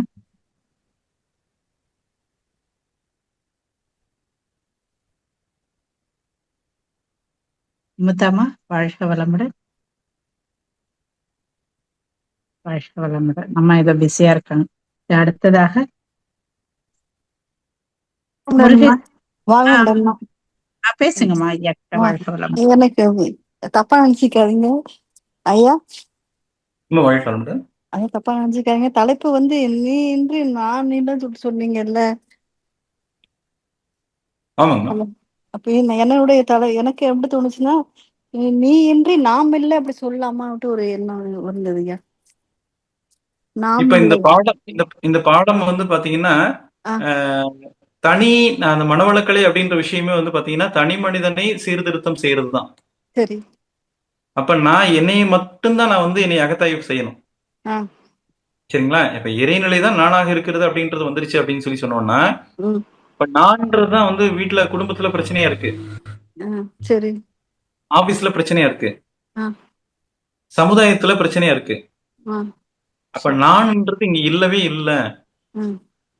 சரி. சரிங்களா? ஆ. அப்படின்ற விஷயத்த விளக்குறதா அந்த இறைநிலை தான் நானாக இருக்கிறேன், இறைநிலை தான் அனைத்துமாக இருக்கிறது ம். அப்படின்ற விஷயத்த புரிஞ்சுக்கிறது. நீங்க அதை எப்படி உங்களுக்கு நாம்ன்றது ஒன்றும் தவறான வார்த்தை கிடையாது. அதை சேர்க்கறதுனால தப்பு இல்லை, அதை சேர்த்துக்கலாம். சேர்த்துக்கணும் சார். அதான் நம்ம என்னோட எப்படி ஐயா. புரிஞ்சுக்கிறோமோ ஓகே. சரியா சார். சரி, நன்றி. வாழ்க வாழ்க. வளமுடன். நன்றி. நன்றிகள் அம்மா. வாழ்க வளமுடன் ஐயா. நன்றிகள் ஐயா. அடுத்ததாக முருகேசன் ஐயா, நீங்க ஐயா கிட்ட பேசுறாங்க ஐயா. வாழ்க வளமுடன். ஐயா வாழ்க வளமுடன். வாழ்க ஐயா வையகம். வாழ்க. ஈரோட்ல இருந்து பேசுறேங்க ஐயா. ஐயா ரெண்டு விட கொஞ்சம் இருந்தா திருப்தியா இருக்குங்க. ஒண்ணு வந்து நீங்க சொன்ன இது நல்ல கோணங்க. அந்த பியூட்டி பார்லரும் ஜிம் ஃபிட் இது ரொம்ப தெளிவான கோணமா இருந்தது. உங்க வாழ்த்துக்களுங்க. இது என்னுடைய எனக்கு மனைவி இறந்துட்டாங்க. சன்னு பிறந்து ஒரு 2 வருஷம் இடையில இறந்துட்டாங்க. பையனுக்கு இப்ப மேரேஜ் ஆகிற வயசு ஆயிருக்குதுங்க. ஒரு வாழ்த்து வேணும். நான் இதுல ட்வீட் பண்ணி போட்டிருக்கிறேன். மணமகளும் தேவைங்கிறது இதுல காமிச்சிருக்கானுங்க. நன்றிங்க ஐயா. வாழ்க வளமுடன். வாழ்க வளமுடன். பிஇ முடிச்சிருக்கானுங்க. வாழ்க தொழில் வளமுடன். பார்க்கலாம். ஆமா ஆமா ஆமா. இறையர்களும் குருவர்களும் துணை செய்யட்டும். வாழ்க வளமுடன். நல்லதுங்க ஐயா. வாழ்க வளமுடன். வாழ்க வளமுடன்.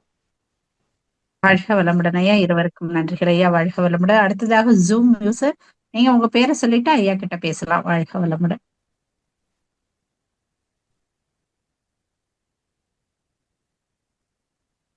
ஜூம் யூசர்னு போட்டிருக்கீங்க. ஐயா கிட்ட பேசலாம். உங்க பேரை சொல்லிட்டு பேசுங்க. வாழ்க வளமுடன்.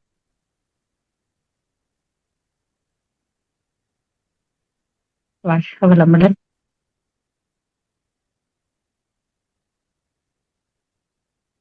ஜூம் யூசர், ஐயா கிட்ட பேசலாம். நீங்க உங்களுக்கு அன்மியூட் கொடுத்துருக்கு.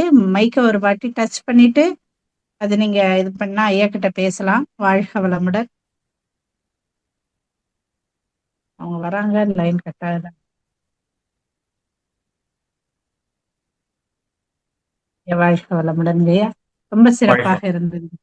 ஒருத்தங்க இருக்காங்க. காந்திமதி லக்ஷ்மணன் ஐயா வந்திருக்காரு. ஐயா காந்திமதி லக்ஷ்மணன் ஐயா, நீங்க ஐயா கிட்ட பேசலாங்க ஐயா. வாழ்க வளமுடன் ஐயா. நன்றிங்கம்மா வாய்ப்பு கொடுத்தமைக்கு. ஐயா உரை ரொம்ப சிறப்பா இருந்தது. வாழ்க வளமுடன். கேள்வி பதிலும் ரொம்ப அருமையா இருந்ததுங்க ஐயா. ஐயா ஒரு பொதுவான கேள்வி. ஒரு பெண் வந்து குடும்பத்துக்கு கல்யாணம் பண்ணி வந்த பிறகு அந்த குடும்பத்தோருடைய சூழல்கள் வந்து அந்த பெண்ணுக்கும் வந்து புது இடம் எல்லாமே. அப்போ அது தேவையான விஷயங்கள் நடக்கணும் செய்யணும் அப்படிங்கிறப்ப அந்த குடும்ப நபர்கள் வந்து எல்லாமே மாற்றம் வருது. அது எதனாலங்க ஐயா? அதாவது மருமகள், மாமியார், இப்போ நாத்தனார், இப்போ அவங்களுடைய சூழல்கள் வந்து பார்த்தீங்கன்னாக்க அந்த எண்ணங்களாக இருக்கட்டும், செயல்களாக இருக்கட்டும், எல்லாமே வேறுபாடு ஆகுது. அப்போ அது நடுவில் இருந்து ஒரு கணவனாக இருக்கிறவன் கேட்கக்கூடிய விஷயங்களை வந்து சரி பண்ணுங்கிறப்ப இது வந்து எல்லாரும் நீங்கள் சொல்கிற மாதிரி சுத்த வழி தான், அவங்கவுங்க எண்ணத்துக்கு ஏற்ற மாதிரி சரியாக தான் இருக்குன்னு அவங்க நினைக்கிறாங்க. பட் கருத்து வேறுபாடுகள் நடக்குது. அதை சரி பண்ணணும்னு நினைக்கிறப்ப நம்ம சுத்த வழியா இருக்கிற நம்ம அந்த இடத்துல வந்து அம்மாவா மனைவியா அப்படிங்கிற ஒரு சூழல்ல இருக்கிறப்ப அது சங்கடங்கள் இருக்கிறது. இதை எப்படி சரி பண்றது? இது வந்து எல்லா குடும்பத்தாரிலையும் நடக்கக்கூடியதான். பட் சுத்த வழின்னு சொல்லிட்டு நம்ம கம்முன்னு இருக்க முடியாது இல்லைங்க. அந்த சூழல்கள் அட்மாஸ்பியர் மாறுது இல்லையா? இது எப்படிங்க சரி பண்றது? வாழ்க வளமுடன் ஐயா. இது பொதுவான ஒரு இது. இப்ப பொறுமை கலக்கணும், விட்டு கொடுக்கணும், எல்லாமே ஓகே தான். பட் அதை வந்து எப்படி அந்த நேரத்துல நம்ம வந்து மனநிலையை வந்து சரி இப்படி இவங்களுடைய வாழ்த்து கொடுக்குறோம், அதாவது அவங்களுடைய எண்ணங்களுக்கு ஏற்ற மாதிரி கொண்டு போனாலும் இது எப்படிங்க சரி பண்றது? வாழ்க வளமுடன் ஐயா.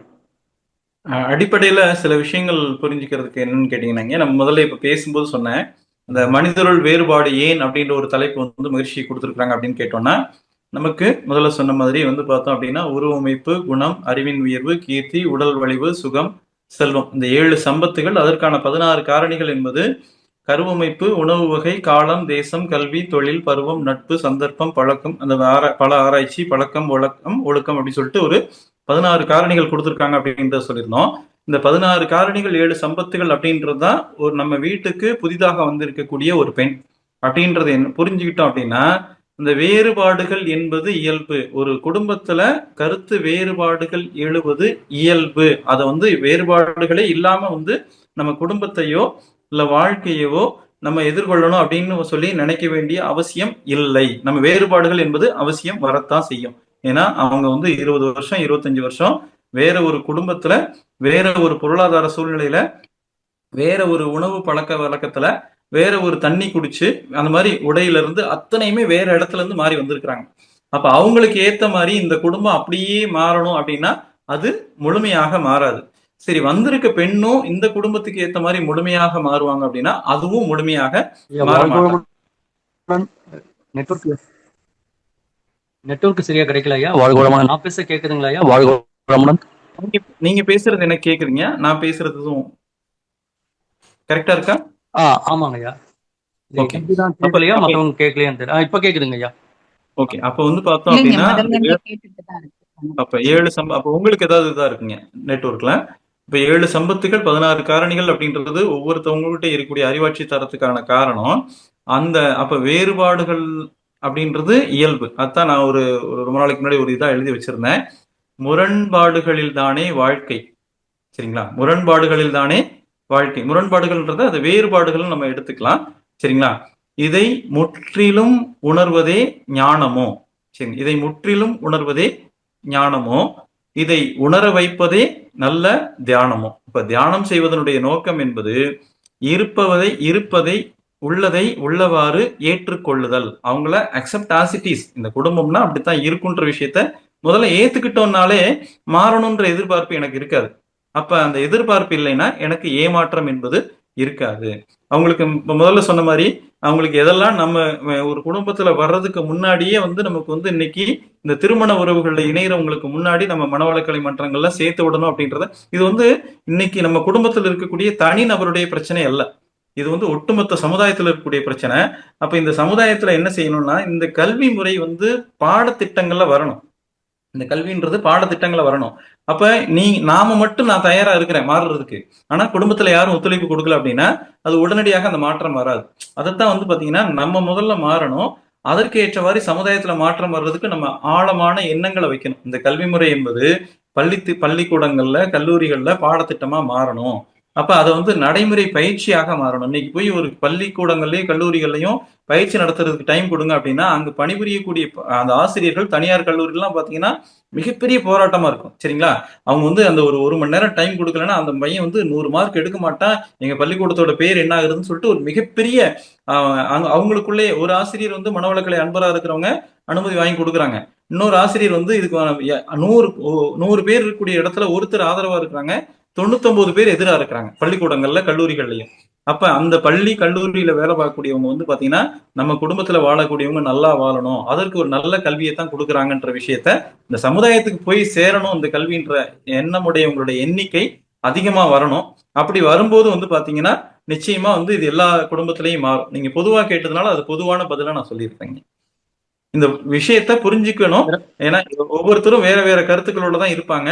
அந்த கருத்துக்களை வந்து நம்ம முழுமையா அப்படியே அக்செப்ட் பண்ணலைன்னா கூட நம்ம வந்து அவங்க கருத்துக்கு மதிப்பு கொடுத்து நம்ம அவங்க வேலையை செய்ய விடணும். நம்ம வேலையை செய்யணும். சிறப்புங்க ஐயா, சிறப்புங்க ஐயா, மிக்க நன்றிங்க ஐயா. வாழ்க தெளிவான பதிலுங்க ஐயா. வாழ்க வளமுடன் அம்மா. நன்றிங்க அம்மா, வாழ்க வளமுடன். வாழ்க வளமுடன் ஐயா. ஐயா இருவருக்கும் நன்றிகள். வாழ்க வளமுடன். அடுத்ததாக ஜூம் யூசர், நீங்க ஐயா கிட்ட பேசலாம். வாழ்க வளமுடன். உங்களுக்கு அன்மியூட் கொடுத்திருக்கு. ஜூம் யூசர், நீங்க உங்க பேரை சொல்லிட்டு ஐயாட்ட பேசுங்க. வாழ்க வளமுடன். உங்க லைன்ல வரல போல. வாழ்க வளமுடன் ஐயா. ரொம்ப சிறப்பாக இருந்ததுங்க ஐயா. வாழ்க வளமுடன். நல்லாவே ரொம்ப நன்றிங்க. எல்லாருடைய ஒருங்கிணைப்பு. கேள்விகளுக்கும் சிறப்பான பதில்கள் ஐயா. நன்றி, நன்றிகள் ஐயா. எல்லாருக்கும் ஆழமா புரியக்கூடிய அளவுக்கு சிறப்பான விளக்கங்கள் ஐயா. நன்றி, நன்றிகள் ஐயா. வாழ்க வளமுடன். நிறைவு நல்ல செய்யலாம். ஒருங்கிணைப்பு. நன்றி. அனைத்து தொழில்நுட்ப கலைஞர்களுக்கும் நன்றி. வாழ்க வளமுடன். நம் கடமை அறவாழ்வின் நாட்டத்தே